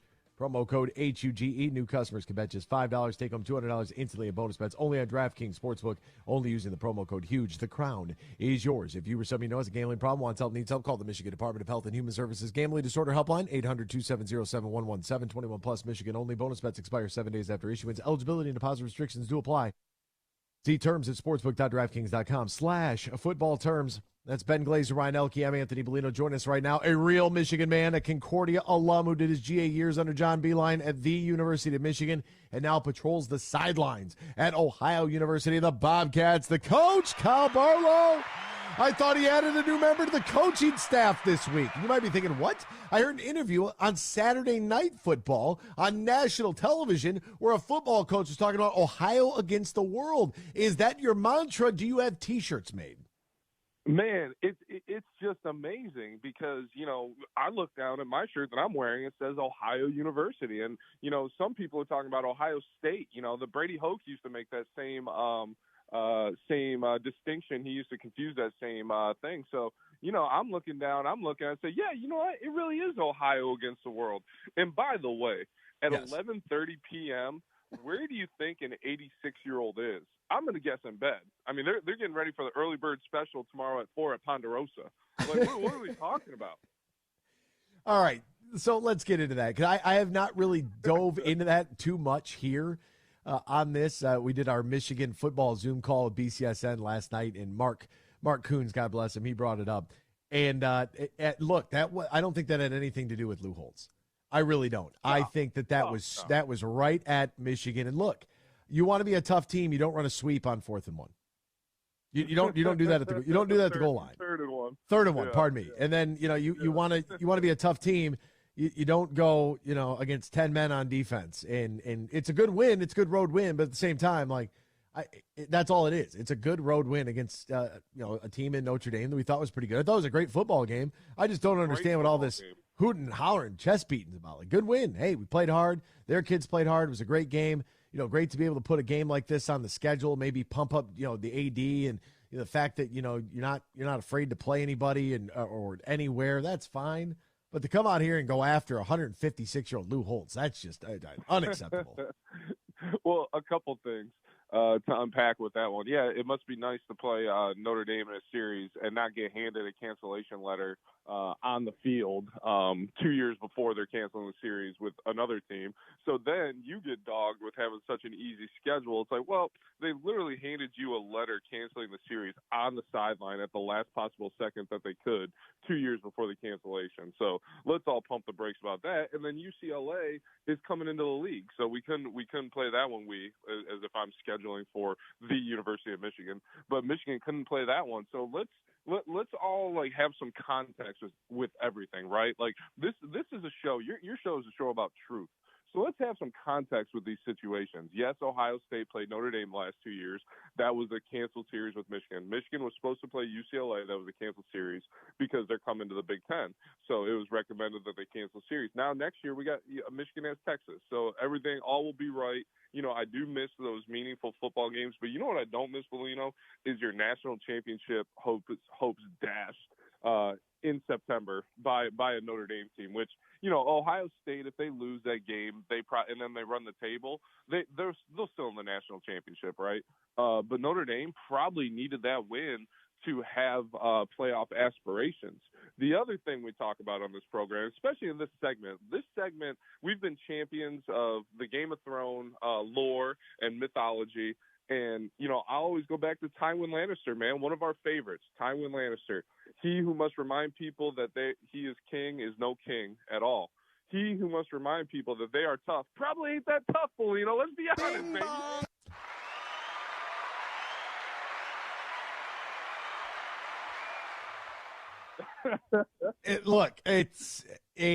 It's so funny. The irony of all of this taking place here in this very moment, during this very segment today. I restarted Game of Thrones last week. I did. Go. I started it from scratch. This weekend was a big weekend in another Game of Thrones phrase, titles, right? So I'll leave it at that. And really good quote there from Tywin, because you said exactly what I said to Mark Coons without the Game of Thrones reference, and that is the fact that, like, if you have to go around telling people that you're tough, you're really not. Like that is what it is. That you got to go out to Dan Lanning there in Oregon. We're going to talk with our pads. We're going to talk with our helmets. I said, well, you're talking with your helmets. What do you mean? Are you going to what about concussion protocol? What about CTE? That's where I put my fist to the side of my head. 15-yard penalty. Yeah, you got to put your fist. 15-yard penalty. That's targeting. Yeah, talk with your helmets. Like, what are you going to do with those helmets? So you have Lanning going after Dion, the Oregon Duck mascot going ham. Like, I mean, you got Ryan Day chasing around a geriatric. You got Jim Harbaugh in a self-imposed suspension. Is college football the new WWE? It kind of seems like you forgot about Lane Kiffin planting this story. Oh my God, Lane Kiffin. Alabama's defensive coordinator changed during the week. He literally planted a story and then was like, I'm just telling what my guys saw on film. That's crazy. And then they just go get smacked, right? Like in typical old fashion. Typical Lane Kiffin. Yeah. So, and then the other one, I do want to talk about just the last thing about that Ryan Day statement. He said we've had one bad half in 2 years, and this is a phrase he's gone back to a few times. And I'm looking around and I'm like, no, dude, you've had two bad halves in 2 years, like 28-14 2 years ago at Michigan. If you're giving up 28 and a half, Bellino, that's a bad half. I mean, that's on pace for a 56 burger right there. I mean, that's no Miami Dolphins, but 56, a lot of points. And then last year, 28-3. So is that one bad half? Am I missing something there, or am I just, jaded towards maize and blue with this conversation? Look, I mean, I think there's probably a little bit of both. I think that's kind of one of that's like a campaign line right there. Yeah. And I think that when, they were 11-2 last year, right? They lost in the Peach Bowl, and they were down some of their dogs. And no pun intended, they're taking on the Georgia Bulldogs. They probably they could have won that football game. They've gone 11-2, 11-2, 7-1 in the COVID year, 13-1, 13-1, 12-2, 11-2, 12-1, 14-1, 12-2, 12-0. Shout out to Luke Fickell, 6-7. Before that, 12-1, 11-2, 10-3. They had their last season with 3 losses was 2008. They hadn't done that. They've only lost 4 games in a season one time since 2004. You're talking about a reign of terror that is almost it's not sustainable, right? There's too many things are going to change unless, maybe Jim Tressel never gets fired. Maybe, Uncle Herb doesn't have the issues that he has. And maybe, I don't know, the handoff to Ryan Day, folks, 11-2 in back-to-back seasons, those are not bad years. Like, call our friends in East Lansing and tell me they wouldn't do a lot. They wouldn't do a lot to have an 11-2 year. Call the Wolverines 5 years ago. Yeah, absolutely. call us 4 years ago, 3 years ago. I mean, hell. No doubt. Shoot, we'd take 11 wins any day of the week. In a defense of Ryan Day, I think your point is valid on sustainability of that type of dominance. Like, you're going up to Michigan 2 years ago. Like, at some point, this rivalry, Michigan was going to win a game. Like, Michigan is not that bad. It's not like it's Ohio State versus Indiana, where you've won 30 straight times and you're just going to keep sustaining that. It was, they went up at Michigan. Michigan literally had their best line in years, and they ran it down their throats in the second half. And then, last year at Ohio State, I think that was more of a case. I thought Ohio State dominated that first half, especially up front in the trenches. Michigan hit on some big plays, but, that last year is an example of how football can go. like 1 or 2 plays, 6 for Michigan, 6 plays over 60, obviously changed the entire course of the game when Ohio State hadn't give up play over 60 all year. So that's where football is a fun sport, man. That's where it's like you can see in the NFL, just like college, your team looked like absolute dog bleep one week, and then the next week, Super Bowl champs. I mean, look at the Lions. Look at the Cardinals versus the Cowboys. The Cowboys were, Super Bowl champs last week, and then they lose to the Cardinals. Somebody forgot to tell the Cardinals that they're supposed to tank, and Dallas absolutely looked terrible. So isn't that what we love about football? So I'll defend Ryan Day a little bit there. And to be honest with you, I think that was a case of him hearing the noise for the last 2 years and then finally snapping on poor old Lou Holtz. Like you said, he wasn't talking about one 86-year-old. He's talking about a lot of people and a lot of stuff that they hear around that program. Yeah, I just like that his voice kind of cracked. He was so hyped. I was like, oh, the kids. I'm like, whoa, easy there. It's a great series. I'm glad the game, like I said, I'm glad the game is on the schedule, and I know there's a lot of pomp and circumstance that goes into that, but at least we got, a couple of good matchups here in the non-conference. I hate when people call it the preseason because it's not.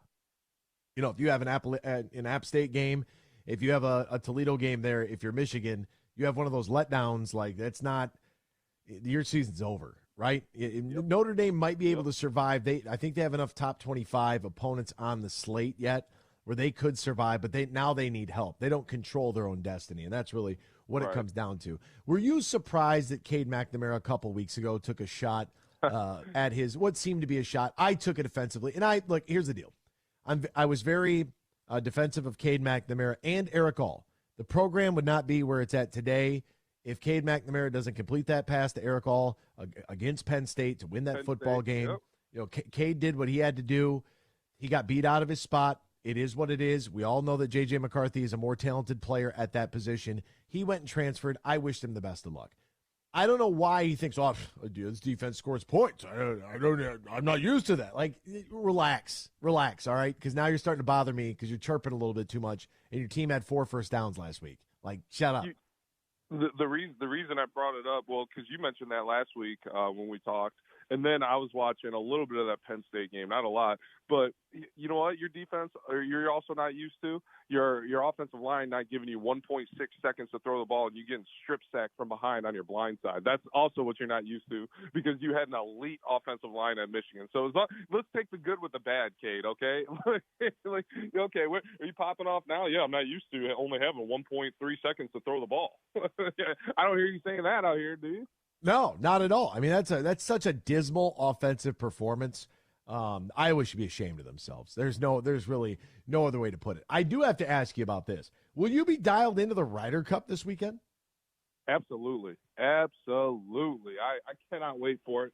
A lot of storylines there, a lot of European, collusion on these golf courses and where these tees are, trying to get the Americans uncomfortable in their distances that they like to get to.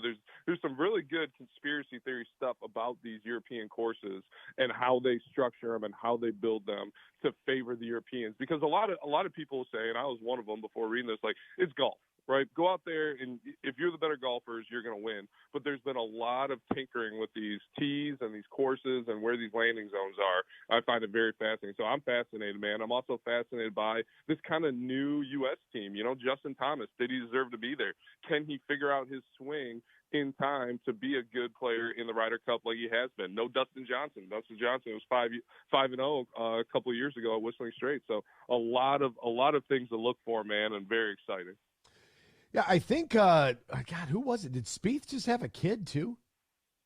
I do not know. I thought I thought maybe it is. I don't know. I'll double check and see. I don't want to just be out here saying that Spieth's out here running around all willy nilly out there. Mel Tucker but yeah, I think he might have just somebody did. I like the makeup of the U.S. team. I know that it's a little bit. It's a little bit different, and there were some conversations around. Justin Thomas, does he belong to be there? Team golf is a lot different than individual golf, and I think that when you have guys that are good from a team perspective, to be able to put on your squad like that's important, and it's important that these players enjoy playing with each other. Like that, to me, you have to be able to do that. You have to be able to play with your and look, this European club, Victor Hovland, John Rahm, Justin Rose. Hottest player in the world right now. Hey, Rory McIlroy, Tommy Fleetwood. Like, they're tough. This is like a really good matchup. You know what got me really excited for the Ryder Cup, and I know we probably running out, but we have one more minute. Eddie B's going to Rome? No, Brendan Quinn's article on Harman, who won the British Open, obviously winning on European soil, maybe big, but he qualified on his own. And he talked about how he came up and was somewhat jealous and never got to like really mesh with like Justin Thomas and Jordan Spieth because, you know, he didn't win a major till this year when he's 36, and those guys are winning majors at 21, 22, 23.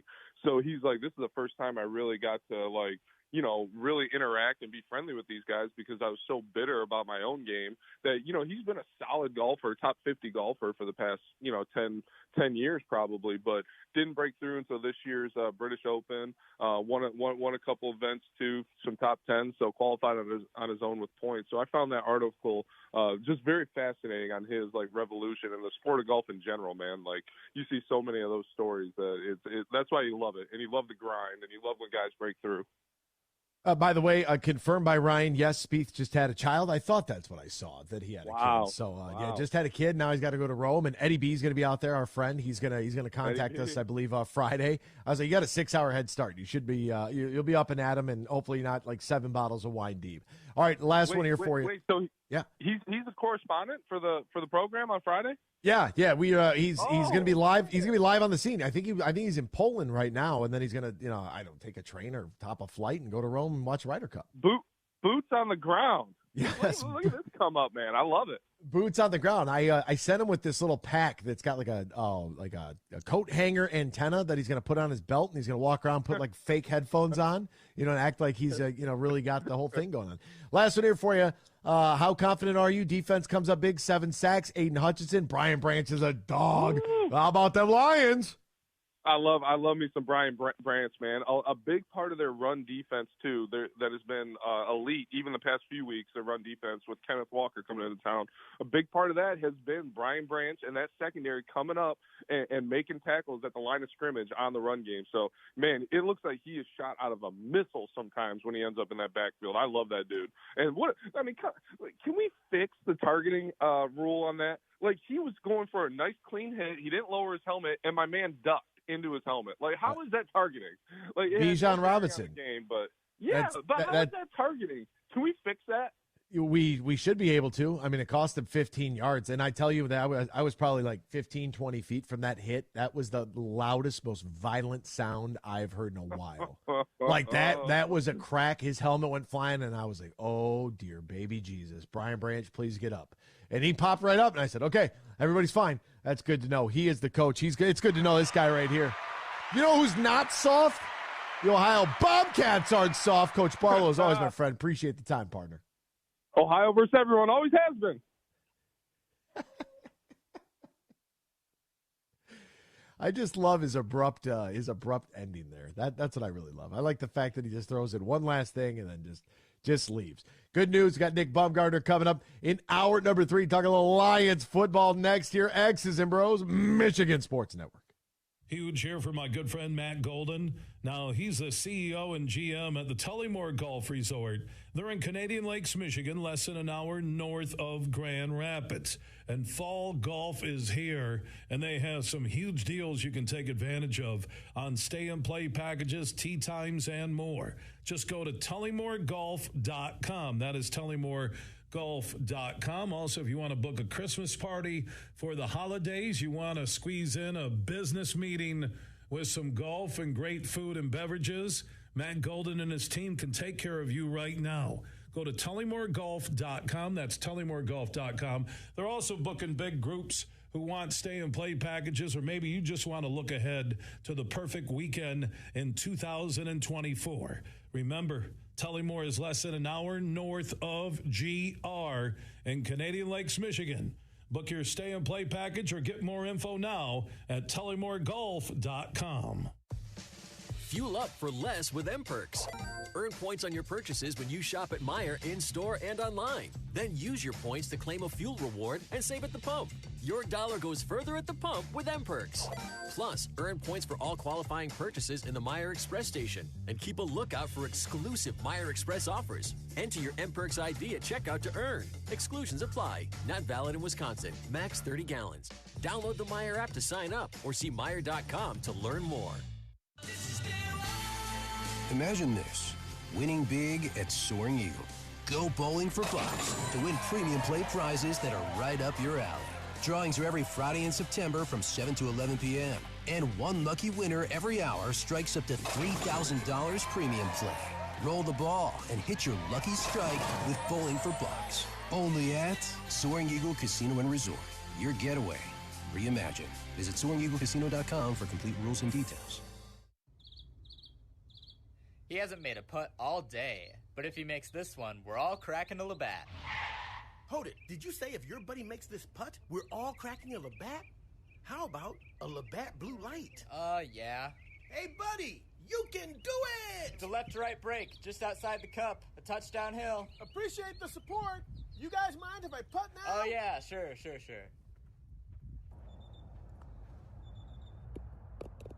Best putt ever. Because making the big shot is better with a big crowd. Labatt takes everything to the power of we. Always enjoy responsibly. Beer 2023, Labatt USA, Buffalo, New York. All rights reserved. Labatt Regulations, U.S. trademark of Labatt Brewing Company, Limited. Hey, buddy, where's my Labatt Blue Light? He made the putt, for crying out loud. I want my Labatt Blue Light.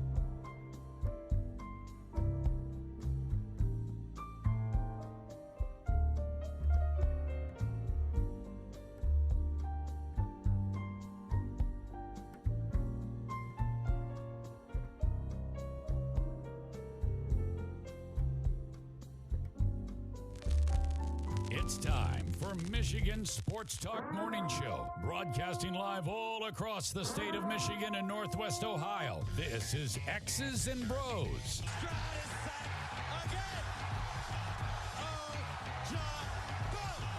Swings it out to Sadiq Bey. Gets Benny to Abdul-Rahman at midcourt. Extra pass. And it goes for the win. The three-pointer by Jordan Poole. Here's the give. Walker. Kenneth Walker. Touchdown. Smarty. Goff's got it. Back. Looks. Throws. Ends up. Yes. Caught. Touchdown Detroit Lions. They did it.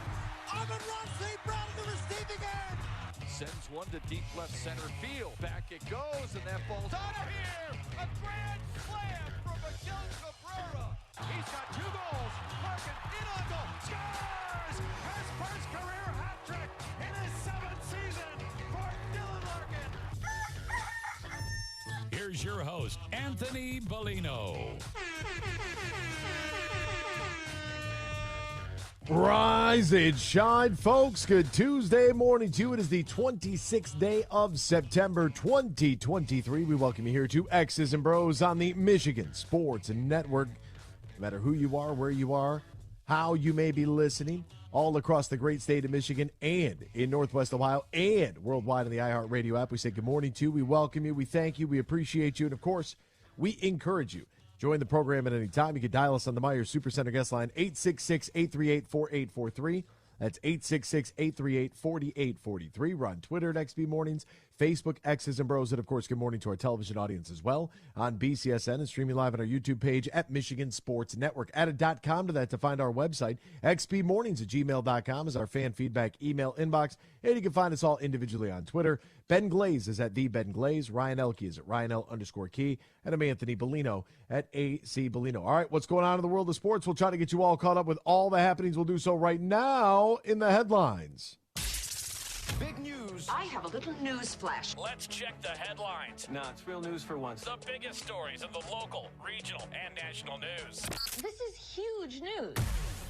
We close down week 3 of the NFL football season with a Monday night doubleheader. The Eagles going on the road to Raymond James Stadium there in Tampa Bay, winning 25-11.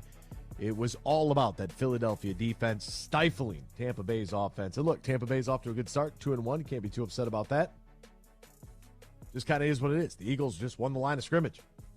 Jalen Hurts threw a couple of picks. DeAndre Swift, 130 yards on the ground. Hurts, 277 through the air. A.J. Brown had 9 catches for 131. Life is good right now in Philadelphia for the Bird Gang. The Bengals take care of business at home, beating the L.A. Rams by 3, 19-16.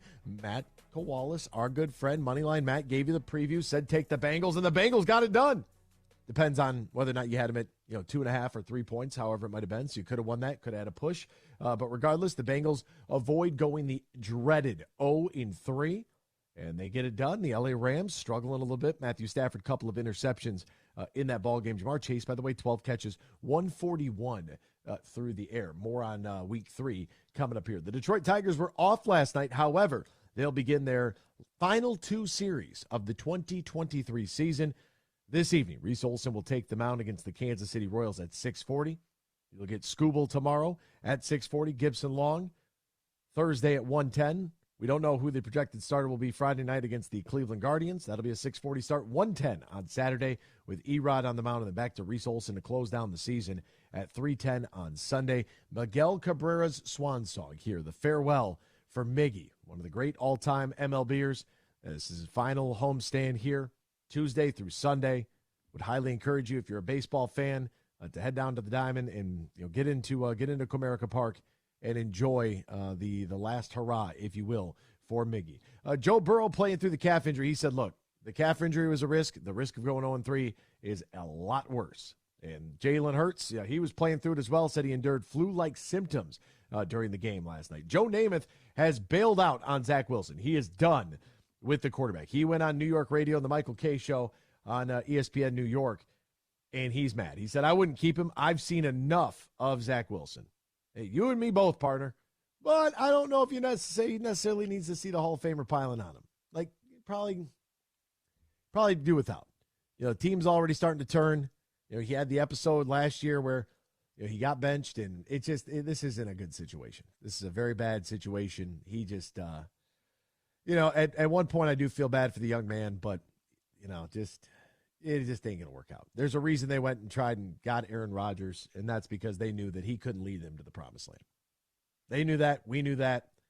Some failed to recognize it. That's totally fine, but it's not. You got everything you need there in New York to win, but he has the lowest quarterback rating with a clean pocket of any qualified passer in the National Football League. Wait until this is a clean pocket. So we're talking about nobody on the defense won their pass rush matchup. Not a single player. On plays where the defense fails to get a pass rush win, Zach Wilson has the lowest QBR, completion rate, out of anybody in the NFL. There are 34 qualified quarterbacks. When the defense gets a 0 pass rush win, his NFL rank is last in QBR, last in completion percentage, in 29th in yards per dropback. His quarterback rating is 7.6 with a clean pocket. For context, the average for the NFL quarterback is 70.3. Raiders quarterback Jimmy Garoppolo suffered a concussion. He got absolutely drilled. They lost 23-18 to the Pittsburgh Steelers. Pittsburgh's offense picked things up a little bit this week, so that's a good sign for them. More injury news for you. Chargers wide receiver Mike Williams done for the year.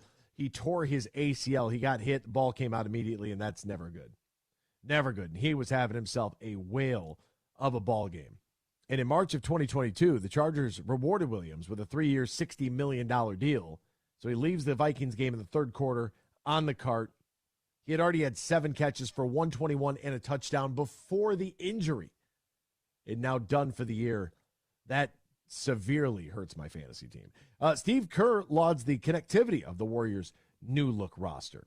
Remember, the Warriors traded Jordan Poole for Chris Paul back in July. I don't know exactly what kind of what they're going to do because, this team runs when Steph Curry has the ball. And I'm sorry, but Chris Paul, he's never been able to get it done anywhere he's been. So I don't know exactly what that. And for Jordan Poole, Michigan guy, I feel bad for him. I do. I don't know what was said between him and Draymond Green. He probably deserved to be punched, to be honest with you. A lot of people talk a lot because they don't get punched. And, there's that, Twitter's a good reason for that. People say a lot of foul stuff because they know there's no repercussion to it. But, for whatever the case was, and that derailed the season. I think that we saw some erratic play out of Jordan Poole last year that was kind of uncharacteristic. You could see that there was some aggravation there between Steph Curry and him, maybe some friction as well. And, if you come in with the mindset, I'm a complimentary player, I'm going to help this team win. You got a big deal, maybe a little too cool for school, and good luck. That's what happens. Houston Astros won last night against the Seattle Mariners. Why that might matter to you, Justin Verlander pitched another gem. 8 innings of 3-hit baseball, only allowed 1 earned run, had 1 walk, struck out 8 in the ballgame. Mel Tucker and his team of representatives, his lawyers, sent out a 25-page document, the response to term notice, it is titled, where they said, quote, Tucker did not engage in unprofessional or unethical behavior or moral turpitude by any stretch of the imagination. Folks, I got a pretty wild imagination, and I kind of seem like this kind of feels like this fits the bill, but they're going to try to defend it. In fact, as discussed below under Michigan law, assault and battery does not even constitute moral turpitude. And the flimsy foundation of the university's finding a private relationship involving mutual flirting and 1 instance of consensual phone sex falls short of the mark. Michigan State, in the process of trying to fire Mel Tucker with cause so they don't have to pay him. And by the way, they're looking to avoid $79 million remaining on his contract. I still think he's a sleazeball, but I think he might have a little bit of a case here. I'm just saying. Don't shoot the messenger. But is it wrong? Without a doubt. Is that the complete, wrong person you want to be doing this with? Absolutely. But here's the deal. I need to know what she sent. Because you're not just going to, some people would, but most rational thinkers wouldn't just be out there saying wild stuff if not for some sort of reciprocation there. So that's why I'm just a little intrigued. He's still an idiot, still a bonehead, still shouldn't have done it, shouldn't be in this position, but he might have a case. We'll step aside. Back with more X's and Bros after this. Michigan Sports Network. in the den. Hey, sports fans, here's a hanging curveball that you can knock out of the ballpark. This is Matt Shepard, the voice of Detroit baseball, inviting you to step up to the plate at Eagle Casino and Sports, the mobile sports book where you can bet on all your favorites all year round, including, of course, our national pastime. So download the app and start winning today. Eagle Casino and Sports, made in Michigan, made for Michigan. Must be 21 years or older and in Michigan to play. This week is not about the Tigers' opponents, the Royals nor the Guardians, but about what the Tigers have had in Miguel Cabrera. A lot has been made of his recent ailments, his back, bicep, knee, and hamstring injuries, to name a few. But I don't think enough has been said about his durability. He embarks on this final week of his 21st and final Major League season. He will play in his 2,793rd game of his career tonight, one away from tying the great Honus Wagner for 25th all time. The only Tigers to play more games were Ty Cobb and Al Kaline. Just another feather in the Hall of Fame cap of Miguel Cabrera. There are 13 folds that bring the American flag to the iconic shape of freedom. This summer, Folds of Honor and Budweiser celebrate 13 years of changing military and first responder lives together. Service never stops, and neither will we. So join me in raising a Budweiser to raise funds for Folds of Honor. Enjoy responsibly. Anheuser-Busch Budweiser Lager Beer, St. Louis, Missouri. If you or your family is touched by autism, learn more about Freddy's Foundation at #PopTheTap at freddythepizzaman.com. That's FREDI, thepizzaman.com, or email freddythepizzaman@gmail.com. Later today at 3, it's The Huge Show, right here on the Michigan Sports Network.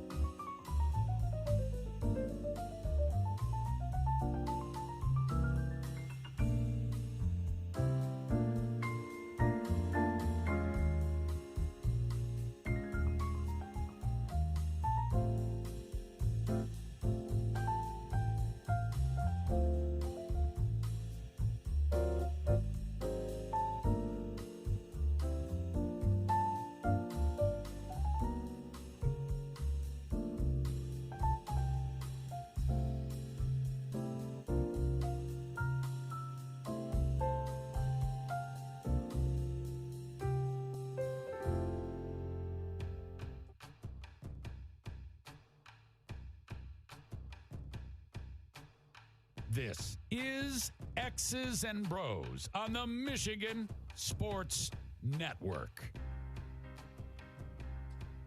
Welcome back here to X's and Bros, Michigan Sports Network. Great to have you riding along with us. Football back in full swing. Another week of epic games, and the table will be set on Thursday night between the Green Bay Packers and the Detroit Lions on Amazon Prime Video. Who's got you covered for all the action for every single game? Well, DraftKings Sportsbook, of course, an official sports betting partner of the NFL. New customers can bet $5 on football. Get $200 in bonus bets instantly. Nobody's missing out on the action this season. All DraftKings customers can take advantage of 2 new offers every game day this September. Get in on all the NFL Week 4 action with the DraftKings Sportsbook. Download the app for free right now. Use the promo code HUGE. Promo code HUGE. New customers can bet just $5. Take home $200 instantly in bonus bets. Only on DraftKings Sportsbook. Only using the promo code HUGE. The crown is yours. Now, if you or somebody you know has a gambling problem, wants help, needs help, call the Michigan Department of Health and Human Services Gambling Disorder Helpline. 800-270-7117. 21 plus. Michigan only. Bonus bets expire 7 days after issuance. Eligibility and deposit restrictions do apply. See terms at sportsbook.draftkings.com/football terms.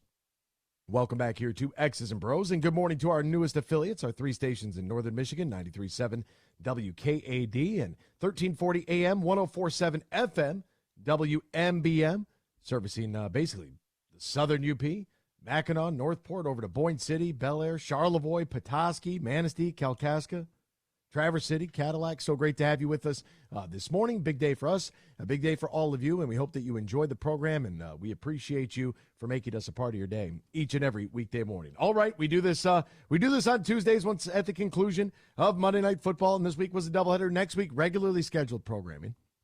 You'll have 1 Monday Night Football game, plus the return of Peyton and Eli. So if you're into that broadcast, I know that they were there for week 1, and they took some heat because the way that they called a game-winning touchdown. Like, they're not there to call the game. They're not broadcasters. You're literally just sitting in the room hanging out with Peyton and Eli as they talk to people and watch football. Like, that's, if you want the broadcast, turn on the broadcast. You'll get the broadcast call. If not, turn into Peyton and Eli for what it is. All right, let's get right to it. Week 3 in the NFL. It all started Thursday night, Amazon Prime Video. Christian McCaffrey and the 49ers, 13th consecutive regular season victory. Beat the G-Men 30-12. Danny Dimes, oh, I'm sorry. Deebo Samuel, 2 good, 6 catches, 129 to score. Brock Purdy, 310 through the air, 2 touchdowns. They told me he wasn't any good. Christian McCaffrey had 18 carries for 85 yards and a touchdown. Everybody scores. I love it. Absolutely love it. Good for them. It's a beautiful thing. Then we move into Sunday's games. The Detroit Lions beat the Atlanta Falcons, had a brutal third quarter, responded in the fourth. Hey, look, defense was all over the place. 7 sacks for this defense in this ball game. Jared Goff did have an interception. Gasp. I clutched my pearls. But at the same time, he did run one in, so that was kind of fun, too. Jameer Gibbs had 17 carries for 80 yards. Amon-Ra St. Brown, a.k.a. the Sun God, 9 catches, 102 yards. Lions are 2-1. That was a much-needed victory. They go to Green Bay Thursday Night Football against the Packers. I've said that 800 times today. I'm going to say it 800 more times tomorrow. The Brownies beat the Titans 27-3. Deshaun Watson, 289 and 2 scores. Should he even be in the league? I don't know. Amari Cooper had 7 catches for 116 and a score. Browns rolled the Titans. Remember when the Titans were the winners of the AFC? They were leading going into the playoffs. That window's closed. Sorry, Ryan Tannehill is not the answer. The Saints had a 17-0 lead at halftime. And then forgot it's a 4-quarter football game. They blow it. Packers rally. 18 unanswered in the fourth quarter. Jordan Love, 259, a touchdown and a pick. Also had 39 yards on the ground and a score. Chris Olave for New Orleans had 8 catches and 104 yards. Saints lost their quarterback. Derek Carr, AC joint sprain. Not good. Not good at all. Could have done us a solid. They failed miserably. The Broncos got drilled. 70-20. How do you lose an NFL football game by 50 points? Talking about laying an egg. Oh, my God. Tyreek Hill, 9 catches, 157 and a score. Tua, 4 touchdowns, 309 yards. Hey, look. Power rankings. San Francisco 1 because they have a better defense. Miami 2. I mean, what a Super Bowl matchup that would be. The unstoppable force versus the immovable object. It's Super Bowl. We're not even a month into the season. Chargers beat the Vikings 28-24. However, Chargers do lose Mike Williams for the rest of the season due to a torn ACL. Justin Herbert had 405 through the air. Hit 3 touchdowns. The Vikings fall to the dreaded 0-3 and lost a one-possession game. Oh, you'll love to see it. Patriots improved to 1-2 on the year. They beat the New York Football Jets 15-10. Ugly football game right there. Buffalo Bills went on the road to Washington, beat the Commandos 37-3. It's a big-time win. Josh Allen, another interception. Folks, nobody has thrown more interceptions. This guy just turns the ball over. Since 2018, nobody in the league has. And Jimmy G's got 6 picks already this year. Josh Allen still has more touchdowns or more turnovers since 2018. Craziness. Ball security, it's got to be a priority. The Jacksonville Jaguars, are they one of those teams that, we thought might have been on the cusp last year, but maybe take a step back? They lose the Houston Texans. C.J. Stroud, 280 yards and 2 touchdowns for him. Tank Dell, 5 catches, 149 and a touchdown. Texans roll 37-17. The Colts beat the Ravens in overtime 22-19. Gardner Minshew with 227 yards passing for Indy and a touchdown. Gardner Minshew of all people. Seahawks beat the Panthers 37-27. Seahawks are a good football team. Panthers are not. I feel bad for them. No Bryce Young. That's tough. Andy Dalton did throw for 361 and 2 scores, but Kenneth Walker, 18 carries on the ground, 97 yards, 2 touchdowns for him. Adam Thielen had 11 catches for 145 and a touchdown. Too much Seattle, however. They win by 10. Chiefs beat the Bears. The Bears stink. They can't protect Justin Fields. It's not going to work out there for them. It's an absolute disaster. Love to see the Bears go 0-3. Fans talked a lot of smack. A lot of people were high on Justin Fields this offseason. I was not buying into that at all. I'm tired of Bears fans. Y'all haven't been good in a long time. Sure, you made they made the Super Bowl, what, in 07? The rainy one? Ugh, terrible. No thanks. Steelers beat the Raiders 23-18. Bad news there for Jimmy G. Concussion protocol. 2 touchdowns, 3 picks for him. I need Najee Harris to get more carries, though. I mean, not more carries, but more yards. 19 carries, 65 yards. I need a little bit more for him. Devontae Adams continues his reign of terror. 13 catches, 172, and 2 touchdowns. The dude has been magnificent. Doubleheader of Monday Night Football last night. Eagles beat the Buccaneers 25-11. Jalen Hurts, 277, 1 touchdown, 2 picks. DeAndre Swift, the former Detroit Lion, 16 carries for 130. If I got to see one more picture of DeAndre Swift's jersey, because it says Swift, and Jason Kelsey, because it says Kelsey, and Jason's brother, Travis, is dating some singer that has a last name of Swift, I don't know. Whatever. She's only famous now because of Travis Kelsey. I don't need to see any more. We don't need to talk about it. What he wants to do in his personal life is totally up to him. We don't spend all day talking about Russell Wilson and Sierra. Why are we talking about Travis Kelsey and who he's dating? Why does it matter? And then the Bengals beat the Rams 19-16. Matt Kowalas called that yesterday. Bengals had their backs against the wall. The big question was, would Joe Burrow play through the calf injury that he's been nursing? He did play. Jamar Chase, the recipient of a lot of that action. 12 catches for 141 yards. Matthew Stafford, 269, 1 touchdown, 2 picks for the Rams. Rams are 1-2. Bengals are 1-2.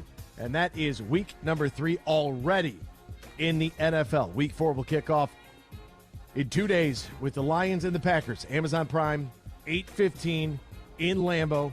It's going to be electric. Coming up next here on X's and Bros, we're going to talk to my good buddy Nick Baumgardner.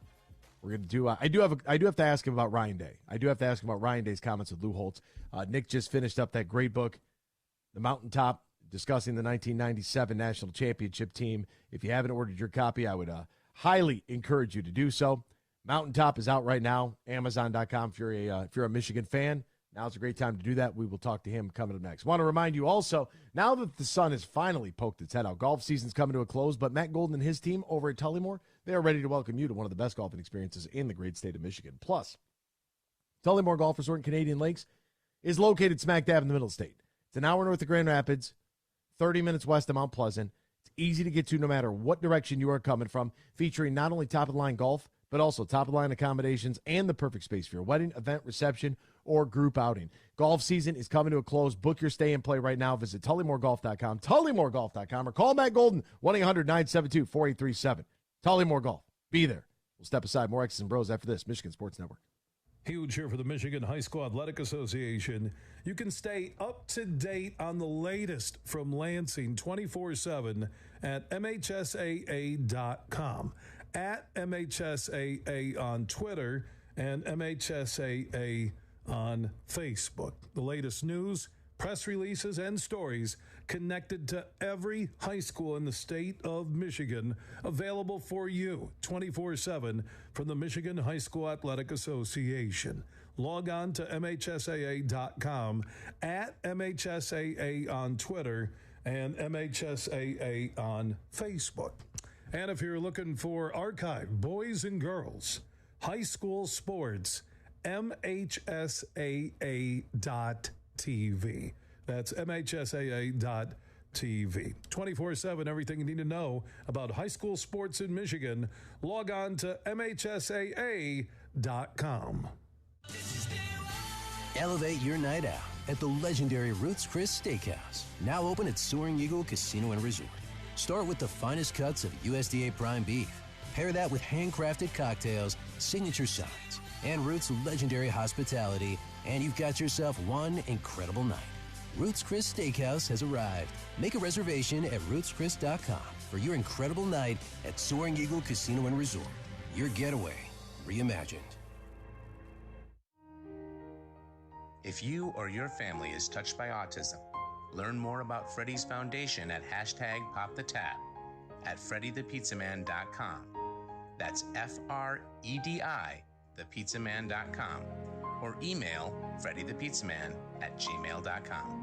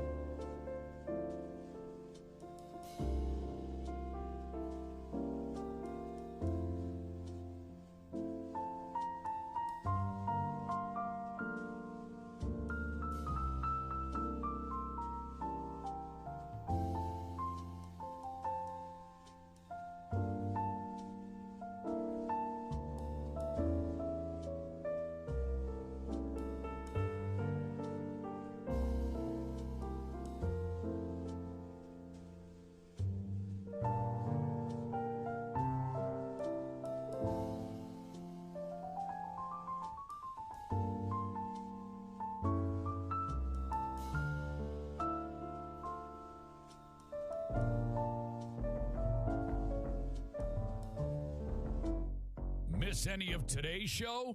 Find our podcast and listen on demand on Google, Apple, Spotify, the iHeartRadio app, or wherever you get your podcasts. Now, back to X's and Bros with Anthony Bellino here on the Michigan Sports Network.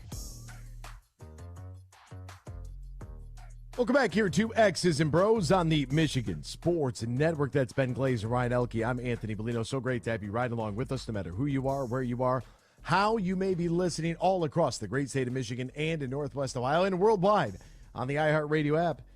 Good morning to our newest affiliates as well. Our three new partners joining us in Northern Michigan, 93.7 FM, WKAD, 1340 AM and 104.7 FM, WMBM, covering most of the southern UP, Lewiston, Gaylord, Northport, Boyne City, Bel Air, TC, Manistee, Kalkaska, Cadillac, Petoskey.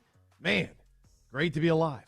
Great to be alive right now, and great to be with you. Nick Baumgardner just texted me, said, give me 1 second. My phone is a mess. So we'll give him all the time necessary. And what I can tell you about Nick is that if you want more information on that book that I was referencing, whether you want to go on Amazon and and purchase your copy of Mountaintop, you can also visit Michigan1997book.com. That's Michigan1997book.com. Mountaintop is out right now. Nick, one of the contributing authors to that great piece. If you want to relive and hear some stories about that 97 team and what made them so special, would highly recommend picking up a copy of that, adding it to your collection. Because at this point, I mean, why wouldn't you? We're at the Mountaintop right now, back-to-back Big Ten championships. Everybody's feeling kind of good about it. And it does raise the question about why Ryan Day had all those things to say about Lou Holtz in the postgame. That's what I want to know.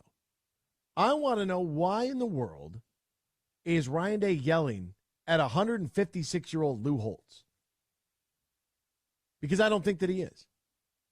I think that Ryan Day's message there was to the rest of the world about how he feels about his team. And granted, this team could have been playing for a national championship game. Like they could have been in that. If they have their full complement of players, that game against Georgia, they were right there. They have the offensive prowess to be able to do so. What I find very interesting about Ohio State is that they get in these, and this is Ryan Day too. You look back to that Michigan game 2 years ago at Michigan, second half. Why are you running the football? What point are you trying to prove? Your offense is set up to have the opportunity to air it out. So go air it out. Just be you. It doesn't matter how you win. It just matters that you win. So if Michigan runs the ball for 200 yards and you throw the ball for 400 yards, like who cares? And what's the difference? Why does it bother you? But if you're going to run a toss sweep sort of action on 3rd and 1 inside the 5-yard line, that's not telling me you're tough. If you're going to score as time expires against a team that only has 10 guys out there on defense, that doesn't tell me you're tough. It just tells me you got a good road win. Ben, did you say Nick's here? I did. Okay, that's great news. Nick Baumgardner, find him on Twitter at Nick Baumgardner. Nick, I was just telling the people, like, I don't think Ryan Day was yelling at Lou Holtz. I mean, why would you go after the poor old man? I mean, he was on Pat McAfee's show. The guy was looking like 156 years old. Why are you yelling at Coach Lou? I think that's subliminal. I think he's going after the Michigan fan base. I think he's going after everybody that watched those football games. I don't think he's talking to Coach Lou. What say you? I think he's talking to – no, I agree with you. I don't think he's talking to Coach Lou. Right? Poor Lou Holtz, right? I mean, but I think that Austin Meek actually wrote this at The Athletic yesterday. He's certainly talking to Michigan people. He's certainly talking to Harbaugh. But I think he's also talking to his own people. I think he's talking to Ohio State fans. I think that that is as much about his own base as anything else. This Ohio versus the world stuff, to me, that comes off as much as pandering. You know, Ryan is not from Ohio, right? Like, he's not Urban Meyer. I think he's trying real hard to fit in.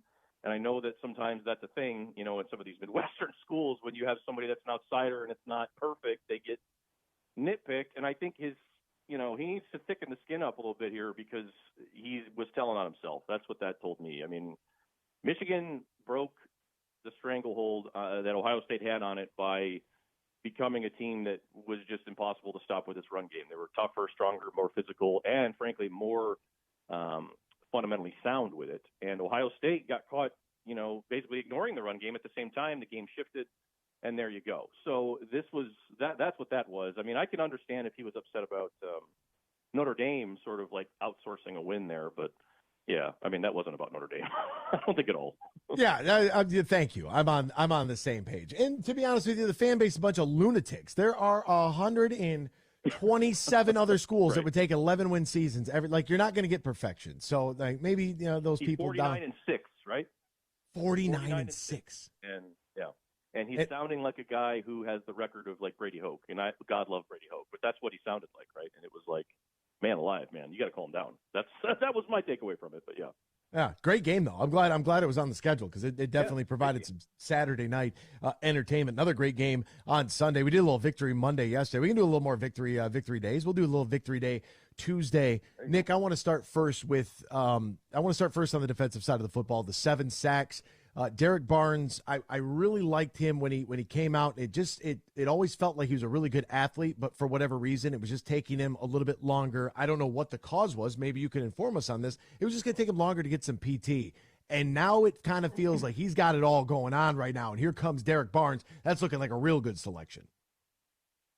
Yeah, that was a longish term project, I feel like, in a similar way that Levi was. And Levi ended up getting hurt, and his whole thing got delayed. But Derek was a guy who played running back in high school. He came to Purdue as obviously he was going to get transferred over to linebacker, but I don't think he really started to take it serious as a defensive player until middle of his college career. He was also an edge rusher there, so he split a lot of time, and he still needed to learn a lot of the finer points of how to be a linebacker. And then, like you said, Anthony, he was a great athlete. He was incredible. I think that they thought they got a deal with him where they got him because he can be sort of a multifaceted guy. But he gets to camp that first year, and then he has a hamstring or a groin or whatever it was, and he missed a bunch of time in pads early. He missed the first 2 weeks of pads, and he fell so far behind, and I don't think he ever caught up. And then last year, middle of the year, somewhere in there, he started to sort of come on for him, but it was in fits and starts, and Malcolm frankly outplayed him at the beginning of the year. But it was one of those things where every once in a while in this league, if you stick with a guy long enough and you surround a guy with real competition. They go draft Jack Campbell. We saw how Malcolm played last year. They love Alex Anzalone. When you challenge a guy like that and you think, they drafted him for a reason. They thought he was tough enough to do this, and then they go out and challenge him, and he's responded. So that, to me, Derek Barnes' turn this year has been one of the coolest things probably for that staff, because it was like, just stick with it and see what happens. And, all of a sudden you look up and, yeah, you've got a really good, kind of a weapon out there. In the way that I look at that linebacking core with Anzalone, Barnes, Campbell, and Rodriguez, I look at that. I'm like, okay, you got 4 bodies. Most defenses are stuck in the nickel because of the personnel groupings. Anyways, most teams are running 3 wide receivers out there. So if you got 4 guys and 4 guys that can play, and I know Anzalone played all 67 snaps on defense, but rotate some bodies and send them. Just send them. Like that sack against Geno Smith, from my vantage point, I mean, I'm staring at Geno escaping 2 weeks ago, and all I see is this streak of this long blonde hair like a lion, a literal lion running across the field, coming out of nowhere. I was staring at Geno, and then poof, out of there he is, Alex Anzalone. But the linebacking group as a whole seems like they have really improved. One of the other bigger questions here was that defensive line and what was going on there on the interior. No Isaiah Buggs. Do we have any idea what was going on? He finally, he saw 27% of the snaps at defensive tackle. Lee McNeil played about 60%. Benito Jones was in there for about a quarter of them. Levi Onwuzurike a little bit less at 13%, but good to see Buggs back. Yeah, I think that was definitely missing. I think they either, in the first game, I sort of understood it. I think they probably kept an extra defensive back or an extra linebacker because you're playing Mahomes. And Buggs is more of a gapper. He's not really a pocket pusher. Sometimes he does, but he's more of a run stuffer and all that sort of good stuff. So I could see why they didn't want him against Kansas City necessarily, or didn't need him. But against Seattle, I was a little surprised that he wasn't in there. And I think that we saw, the result of that because Lee McNeil got tired. I think he played way too many snaps against the Seahawks, especially a team that's going to run the ball like that. And, yeah, I mean, the other edges opposite Ayton really, I think, were either too tied up with other stuff and couldn't quite help, and it resulted in a bunch of guys getting worn out. So what we saw here was, due to injuries and other things, Buggs gets back in, can take some of the load. I think Benito Jones had been out playing Buggs, so he was above him on the depth chart, so that's fine. But, I mean, yeah, he needs to get in there and get some time to, as you saw, McNeil, that was probably his best game. Aiden got freed up. And then the other thing, too, when we mentioned the linebackers, they've been playing Jack Campbell and even Barnes some at the Sam spot at the other edge opposite Hutchinson. And that sometimes has allowed guys like Charles Harris to get free a little bit and just focus on pass rush. And then Aiden sometimes can move inside, too. So they've done a lot of cool stuff, and I think a lot of it has been get athletes out there and then keep your heavy hitters as fresh as possible. I found some very interesting similarities from last year to where Tracy Walker's injury thrust Kirby Joseph into the spotlight and make him grow up really fast. And then he proved that, he's a Pro Bowl caliber player. And Louis Riddick, ESPN, said that's an all-pro potential. And it's like, okay, that's really great. Now, he gets injured. CJ Gardner-Johnson with the torn pec, he's out. So it's Tracy Walker and Melly back there playing the safety spot, and Brian Branch now, because of injury, maybe seeing a little bit more time with Emmanuel Mosley ruled out, and he's on the corner there with Cam Sutton, who I thought had a great game, Jerry Jacobs out there with a little bit of a bounce back. But Brian Branch, is he? This might sound crazy. Is he the best defensive player on this team?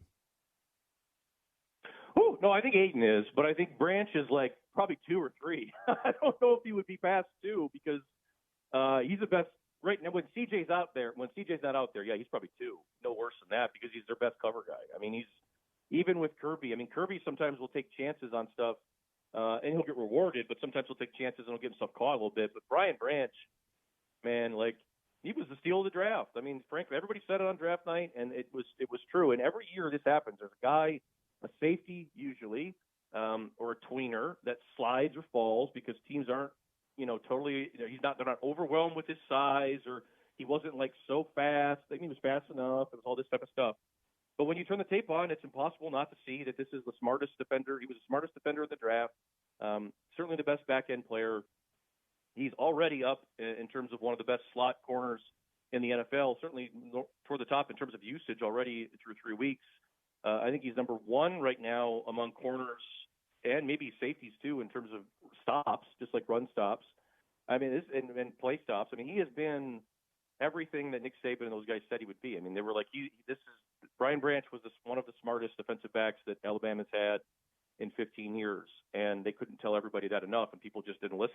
So, I mean, the Lions got the benefit there, and yeah, I mean, he's a Pro Bowl type talent. I mean, that's what he is, and that's the product of being patient and drafting correctly. And that hit that he laid on Bijan, the violence there. Oh my God! I mean, they always around the ball. Yep. Just cart me off the field right there. Just all you'd see is a pile of ash and just pads just laying there. Like, I'm done. I'm out of here, coach. I can't do this. I'm leaving. Stage door left. All right. So now let's go to the. I kind of want to go to the offensive side of the ball, but before we get there.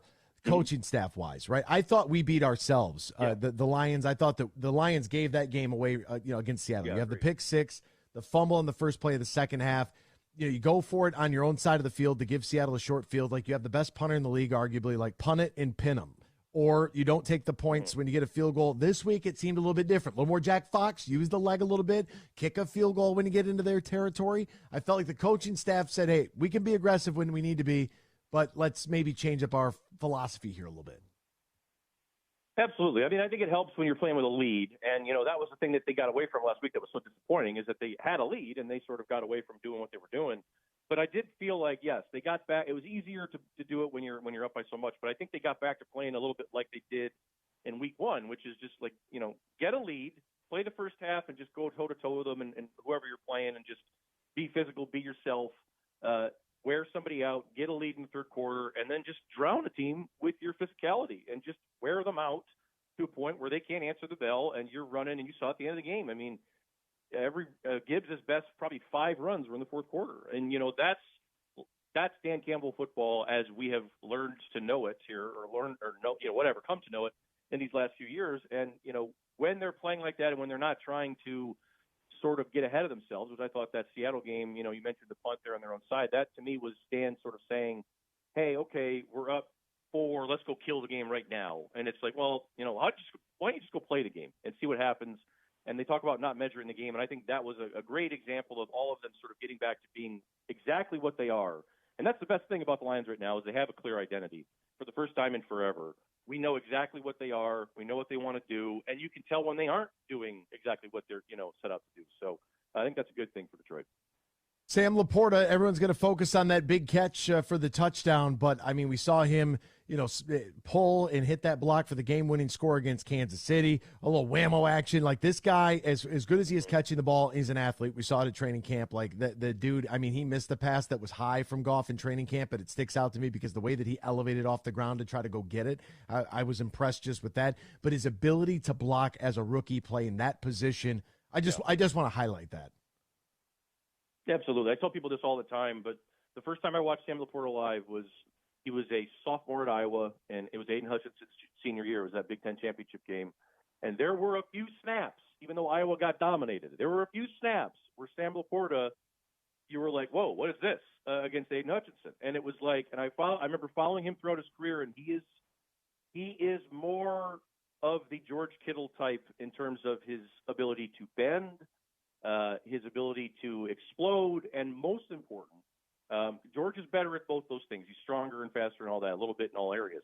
But most important, what he has that Kittle and no one else have is that it's relentless.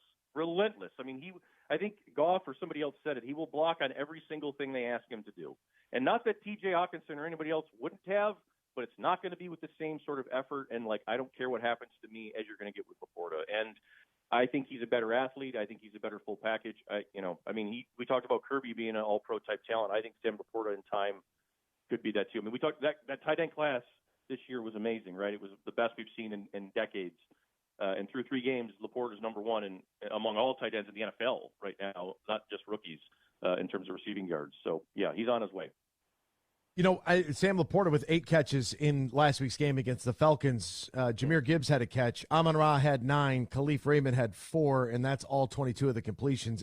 Am I too concerned about I really like what Josh Reynolds was bringing in training camp. Loved him early. He's been playing pretty well. Am I overreacting? Am I too nervous right now? Do we need some more help out there? I think that they still need help, but, I love how Goff is playing, and it's like, I'm nervous about it too, I guess, because you still feel like Marvin is maybe not quite the Marvin Jones that we saw maybe 3-4 years ago. So we'll see what he can give. And Raymond is playing out his mind, and you wonder how long that can continue. And it's like, they're getting through it, but you really would like to see Jameson Williams come back here in week whatever it is and light it up, because that's the thing that they're missing is the over the top, all gas, somebody that just blow the coverage up and create all that room underneath. And that's the one thing they do not have when they get – I hear people all the time, why can't they be like the Dolphins? I'm hearing this now, Anthony. I'm like, when they get a guy who can stretch the field, they could be like the Dolphins. That's the thing. So they're still missing that, but, we'll see how that goes. But, yes, Goff, more importantly, is playing out of his mind. I think that's the biggest takeaway.